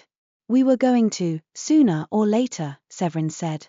Ivren's gaze had fixed on the images inside the ice with a stillness that frightened her more than motion would have. One image flashed again, too quickly for full certainty, but enough. A border insignia. A northern seal. A kneeling figure beneath court judgment. His exile was tied to this. Not only by later false record, but by pattern. By legacy. She turned to him. Ivren. He looked at her then, and whatever he had seen in the corridor had brought old hurt to the surface without softening it. I know. You do not know the whole. No, he said. But I know enough. The palace groaned overhead. Far below, through the open vault and the ice path, Sevrine heard the heartfire lantern give a terrible dim pulse. Time had run out. Isel stepped back from the widening corridor. This is beyond instruction now. The old rules still hold witness, truth, willing choice, but the volume will not behave like the others. It is tied to law, throne, and memory. It will tempt you with false histories. It may divide you if it can. Sevrine nodded once, already moving toward the opening. Aderin caught her sleeve. If you find what I fear you will find. Sevrine met the queen's eyes. Then your majesty must decide whether you mean to rule a living kingdom or an embalmed one. Pain crossed Aderin's face like a shadow across snow. She let go. Ivren came to stand beside Sevrine at the mouth of the ice corridor. The cold pouring from it was beyond ordinary winter, older, thinner, hungry. Yet beside that cold burned the faint ember pulse of the heartfire waiting somewhere at the end. He looked down at her. Once we go in, the archive may close behind us. Then we do not linger. Agreed. A pause. Small. Human. Vast beneath everything around them. Sevrine had meant to say something practical. Instead what came out was, do not vanish into the story to spare me. His expression changed, only slightly, but enough that she knew he understood what she truly meant. Not only do not die. Do not decide I am safer without your presence. Do not choose absence as sacrifice again. I won't, he said. The answer was quiet and absolute. She believed him. Together they stepped onto the black ice. At once the archive fell away. The corridor became a long hall of frozen memory beneath a ceiling of suspended snow. On either side, scenes moved within the walls like trapped reflections, a royal mourning chamber draped in white, courtiers closing doors, an old archivist sealing wax over a ledger, a northern lord speaking urgently and being turned away, a young queen not Aderin but some ancestor, weeping in secret where no witness could record it. The deeper they went, the colder it became, not the blunt cold of storm, but the moral cold of truth deferred until it soured. Ahead, the ember glow flickered weaker. And farther still, beyond the last arch of ice, waited a throne room sealed in winter and silence, where the oldest unfinished story in Ironhall had kept the kingdom's heart waiting far too long. Sevrine tightened her grip on the booklight in her hands. Ivren moved at her side, frost rising in pale veins along his wrist. Together they walked toward the buried reckoning, while behind them the doors of the archive began, one by one, to freeze shut. The frozen hall opened onto a throne room buried beneath memory. Not the present court above with its polished marble and bright standards, but an older chamber preserved inside the winter volume as truth preserved bruises, imperfectly, insistently, with every pressure mark intact. The ceiling disappeared into frost dark. Tall windows stood sealed behind white ice so thick no daylight entered. At the room's center, where a throne should have stood alone upon its dais, an iron cradle held the heartfire lantern. It was larger than Sevrine had imagined from records. Not merely a vessel, but a cage of interlocking sun-metal hoops around a suspended core of emberglass. Once, perhaps, it had burned like a small star. Now the light within flickered low and red as a coal near ash. Frost had climbed halfway up its frame. Each dim pulse sent a weak shimmer through the chamber and a corresponding ache through the ice beneath Sevrine's feet. So this was how the kingdom had survived all these years, with its heart bound to a wound no one had finished healing. Around the lantern, frozen figures ringed the floor in lifelike stillness. Courtiers. Guards. A crowned woman in winter white. A child standing at her right hand. An archivist with a ledger pressed to his chest. All sculpted in pale ice, all caught at the instant before some irretrievable choice. Sevrine slowed. The air itself seemed to listen. This is the Storyspace Center, she said. Her voice sounded small, though not weak. It wants us to witness before it speaks. Ivren's gaze moved over the frozen court, then fixed on a man kneeling halfway up the dais steps. Even through the glaze of ice, the kneeling figure's features carried a sharp, unmistakable resemblance to Ivren's line, the same winter-gray eyes, the same strong brow, the same bearing of disciplined restraint. Someone of your house, Sevrine said quietly. Yes. His answer carried no surprise now, only the weight of recognition confirmed. The book in Sevrine's hands shivered and opened on its own. Ink surfaced across the pages in slow black lines. In the year of the failed turning, when the queen's only son died before spring and the kingdom's mourning would not end, the court chose silence where truth would have cost too much. The frozen chamber exhaled. Ice cracked softly over the nearest figures. Motion returned to them not all at once, but in fragments. A hand twitching. A veil stirring. The queen on the dais drawing breath like one surfacing from beneath deep water. The story had begun. The crowned woman was younger than Aderin, but kin could be seen in the set of her face. Her grief was so concentrated it seemed to sharpen the air around her. Beside her stood a boy of perhaps 10 in formal white, too still for any child. Not the dead prince, Sevrine understood after a beat, but the younger sibling forced upright beneath the eye of succession. The living child made to stand in the shadow of the dead. At the foot of the dais, the kneeling northern lord bowed his head and said, "Your Majesty, mourning must be spoken truly or the season will not turn." The queen's eyes flashed. "Do you instruct me in grief while my son lies cold?" "No," the lord said. "I beg you not to bind the kingdom to it." Sevrine's breath caught. Season binding, but at the highest level. The royal court had made the same error as else in her cottage, only with a crown's reach and a kingdom's consequence. The archivist stepped forward, his ledger clasped hard enough to bend. There is precedent for temporary containment. The winter may be drawn into text until the court is ready. Ready, the queen said with terrible softness. You ask readiness of a mother. Behind Sevrine, the chamber darkened at the edges. The volume wanted them to feel the force of that question, to sympathize with it, to let private grief eclipse public duty. Ivren did not move. This is how it begins, he said. Pain made sovereign. Sevrine nodded. The story pressed onward. Advisors argued. The Northern Lord, ancestor to Ivren, clearly one of the old threshold bloodhouses, insisted the queen must name the prince dead before the court and allow the mourning rites to close. The archivist proposed a sealed volume to contain the season until her heart could bear what protocol required. Others, fearful of instability, sided with containment. No one wanted to force truth upon a grieving crown. No one wanted to be remembered as cruel. And so the crueler thing was chosen. The blank final page of the book did not appear yet. This was not the wound's core, only its formation. The queen descended the dais and stood over the kneeling northern lord. If you cannot honor silence, she said, you will not stand in my court again. The lord raised his head. Silence is what will doom it. The hall shuddered. Snow began falling from nowhere, soft and relentless. The younger child on the dais flinched but did not cry out. Sevrine saw then how the volume's emotional web was larger than a single choice. Not only grief denied, also a child living beneath ceremonial stillness.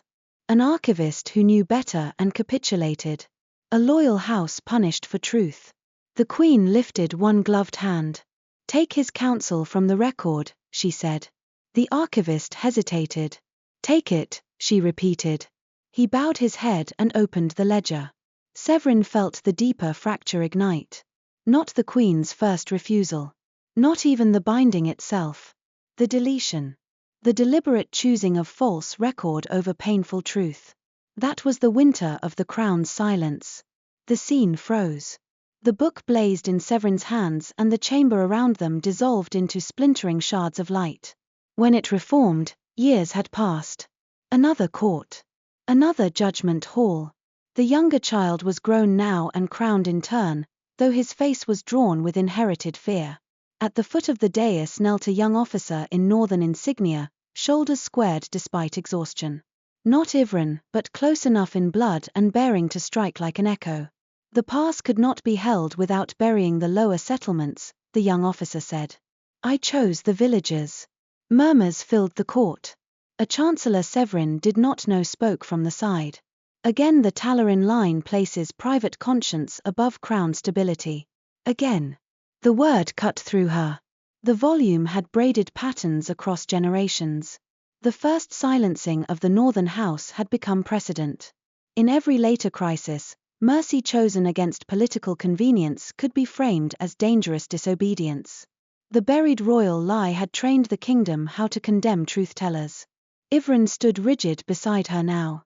Frost climbed his wrist in bright pale branches. This is why my exile was useful, he said.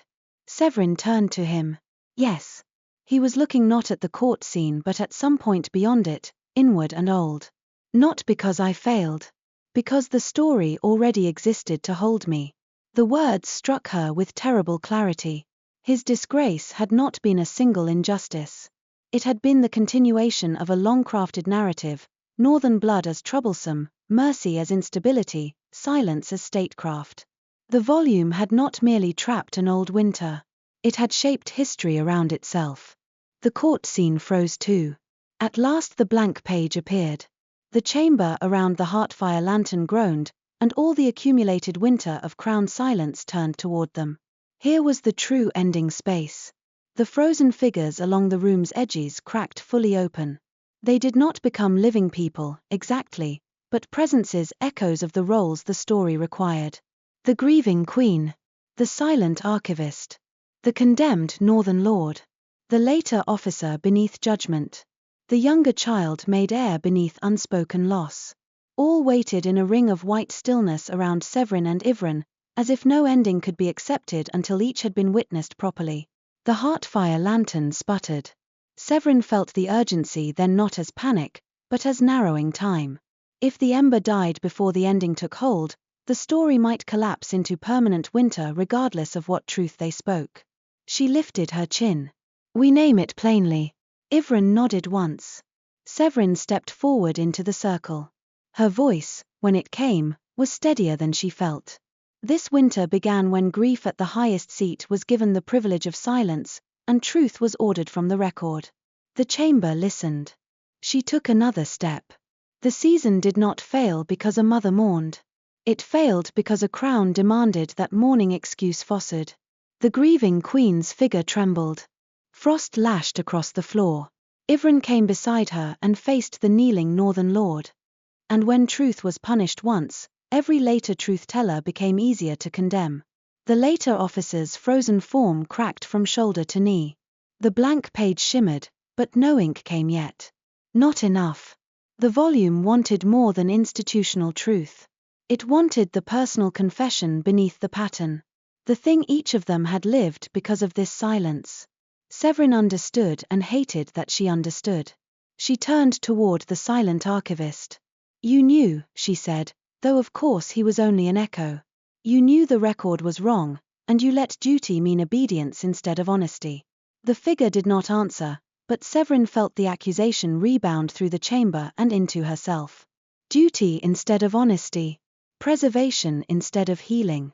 How much of her own life had she spent dressing fear in the clothes of order? The blank page trembled, responding. Ivren looked at her once, and whatever he saw in her face made something gentler enter his own. So she did what the volume demanded. She spoke not as keeper now, but as herself. I know this mistake, she said aloud.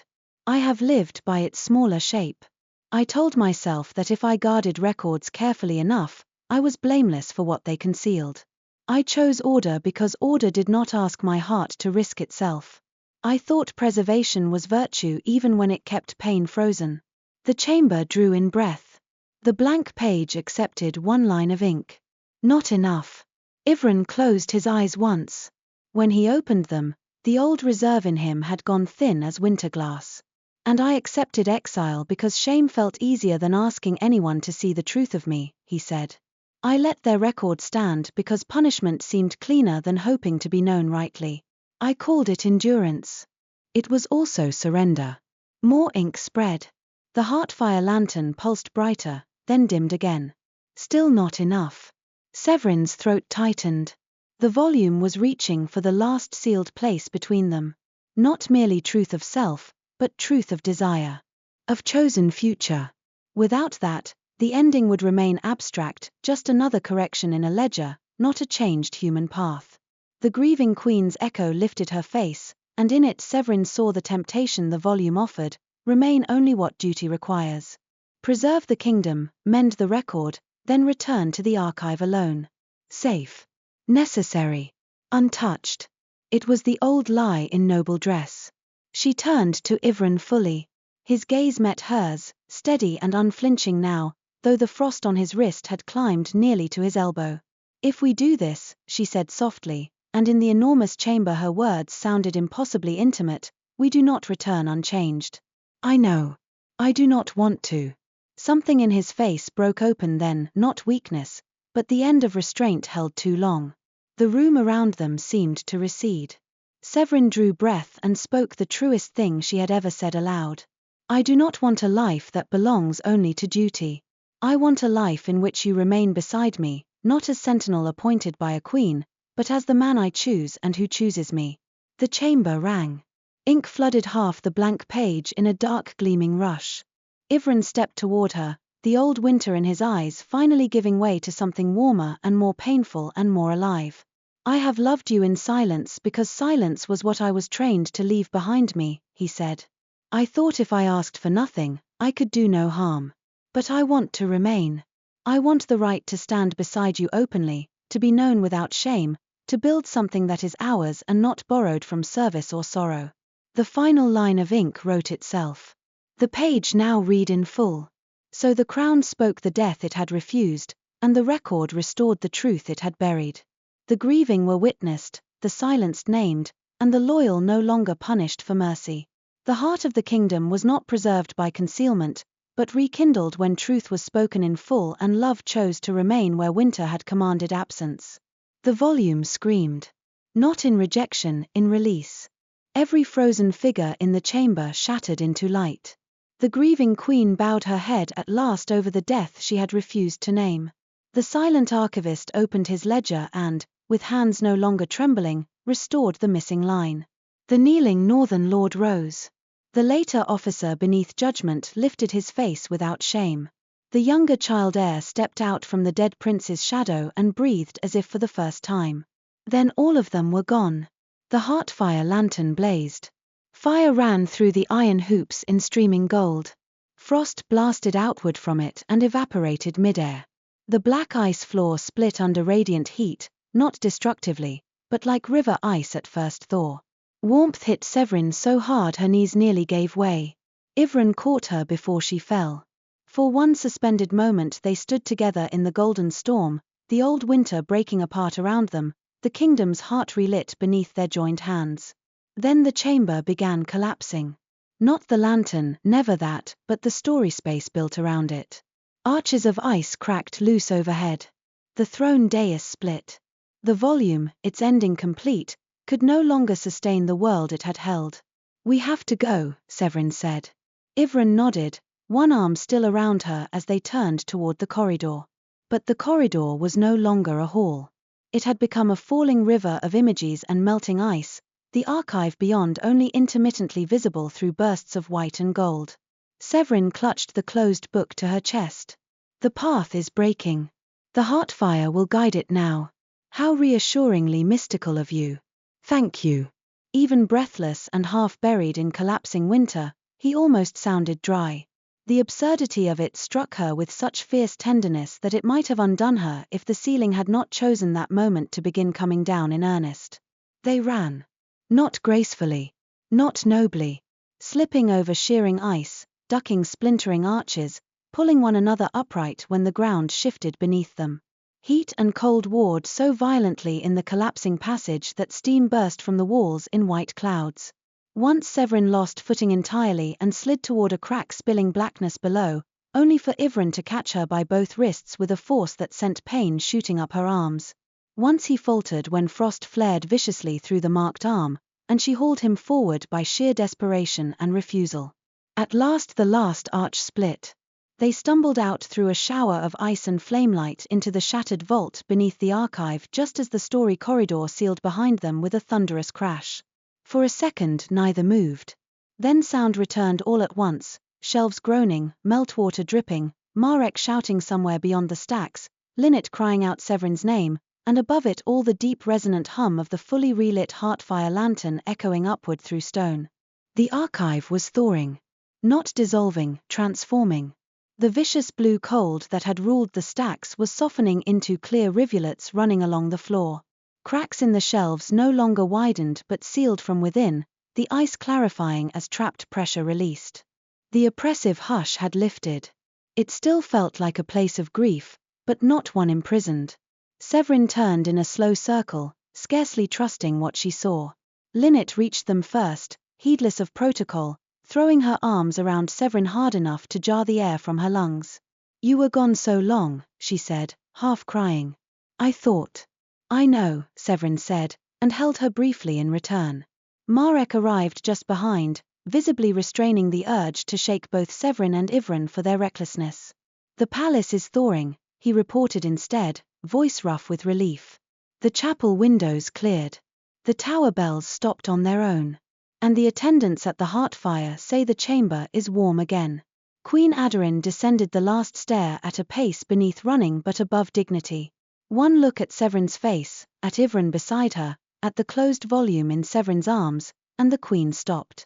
"It is done?" she asked. "Yes," Sevrine said. Aderin's eyes shone with something she did not try hard enough to hide. "Then the crown owes you a debt beyond words."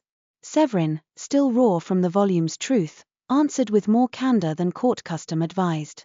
"What the crown owes, your majesty, is the kingdom the full record." Silence held for one breath. Then Aderin inclined her head. Not as queen to servant, but as one accountable soul to another. It shall have it. The public reckoning came 2 days later, after the palace had fully thawed and the first true meltwater since the crisis ran singing through the garden channels. The court gathered in the great hall beneath clear windows and no trace of unnatural frost. News of strange cold and miraculous warming had already outrun official explanation.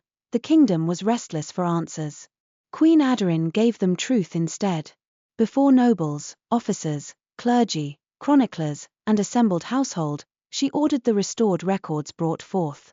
Belis Oro, pale as parchment but finally resolute, read aloud the amended chronicle of the old queen's mourning and the silenced counsel that had been struck from the archive. Iselle presented the recovery notes from the Brumefold volumes. Sevrine, standing in plain scholar's grey rather than ceremonial finery, explained what season binding was, how the winters had been contained instead of healed, and why truth deferred had endangered the kingdom. No flourish. No melodrama. Only clear witness. Then came Ivrin's record. The report of the northern campaign was read in full alongside testimony from surviving villagers brought under royal protection the day before. The court heard, this time without omission, how Ivrin Talarin had defied an order that would have sacrificed civilians to preserve a pass, and how the later framing of that choice as dangerous instability rested upon generations of mistrust seeded by the crown's own earlier silencing of his house. The silence in the hall deepened with every sentence. Chancellor Oln stood rigid, his face gone older than Sevrine had ever seen it. When called upon, he did not deny that he had perpetuated restricted practices around the archive and counseled concealment in the name of stability. He argued, with a voice worn thin by defeat, that he had acted to preserve peace. Queen Aderin answered that peace purchased through deliberate falsehood was only a slower kind of collapse. He was stripped of authority over royal records that same hour. Then the queen rose and, before the whole court, annulled Ivrin's exile. No trumpets marked it. No theatrical proclamation beyond the formal words. Yet the simplicity of it made it land harder. A wrong named rightly. A life returned from false judgment not by favor, but by truth. Ivrin bowed, but not deeply. Not in submission. In acknowledgement. After the court was dismissed, offers came swiftly. Restoration of title. Return to northern precedents. Command posts newly open in the palace guard. Ivrin heard them all with grave courtesy and refused all but one, the right to reclaim his name without stain. He accepted no high office. When Sevrine asked him why, later, in the quiet of the archive's upper gallery, he leaned one shoulder against a thaw-cleared pillar and said, "Because for the first time in years, I would like to choose my life before duty chooses it for me." She looked at him across the lamplight and said, "That is an answer I find inconveniently difficult to argue with." I had hoped so. By royal decree and Sevrine's design, the Brumefold Archive changed. The Forbidden Wing was not thrown open carelessly, nor were its dangers romanticized into legend. But its purpose was remade. Shelves once marked as permanent containment were reclassified for restorative review. New records were written explaining that winter volumes could not remain buried indefinitely where truth persisted unresolved in the living world. Apprentices would now be trained not only in sealing but in rective reading.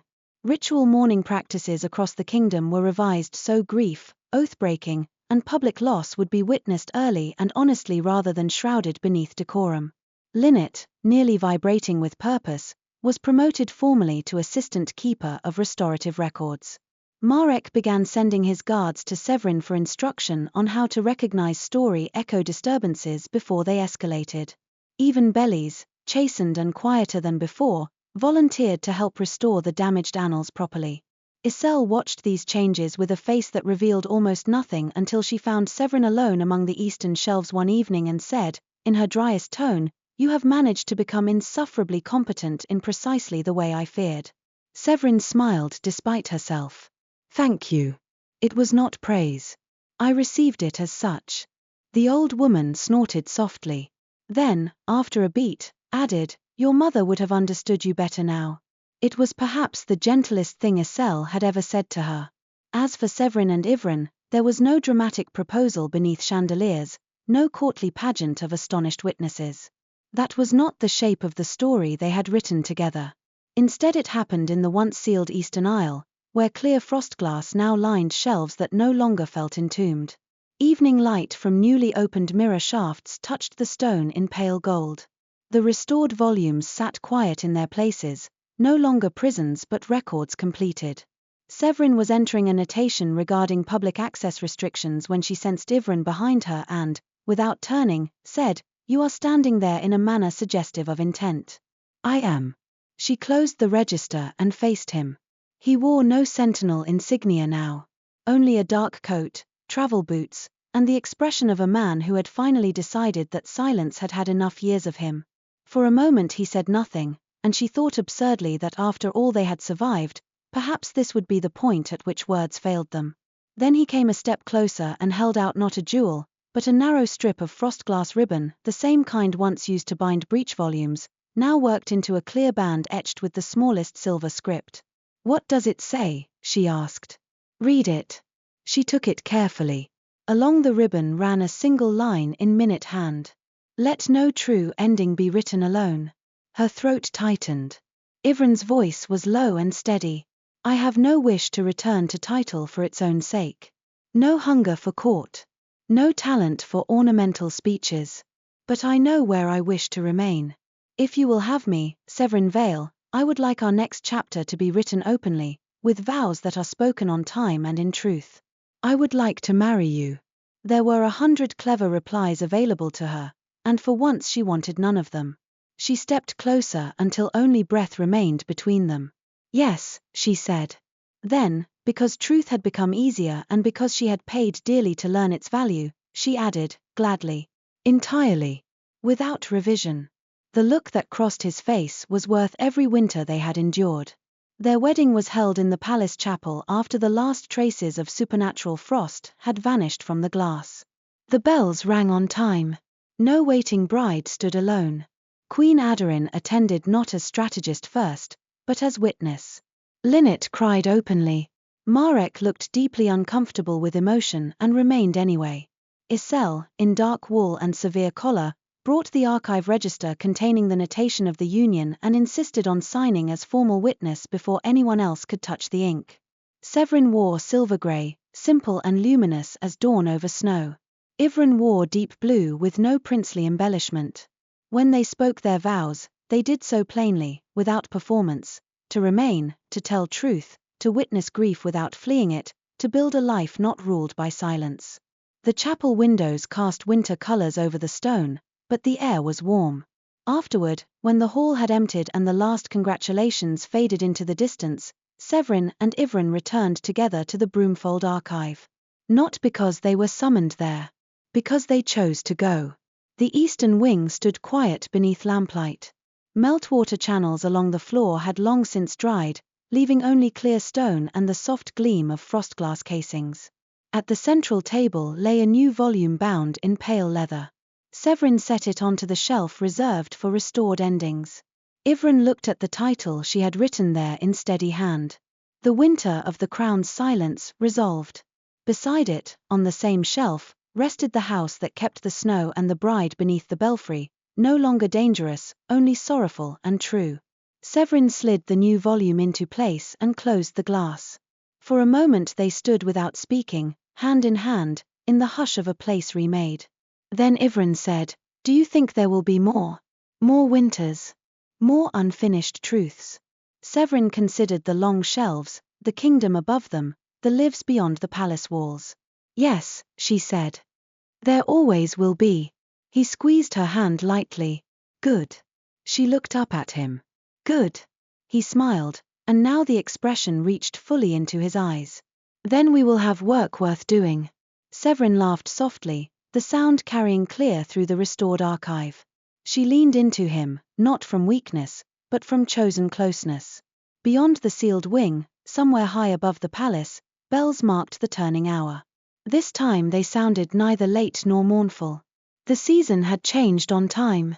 And in the heart of Ironhall, among books that no longer held winter captive but taught it how to end, a librarian and the man who had once been sent only to guard her began the life they had chosen together, honest, hard-won, and warm enough at last to outlast the cold.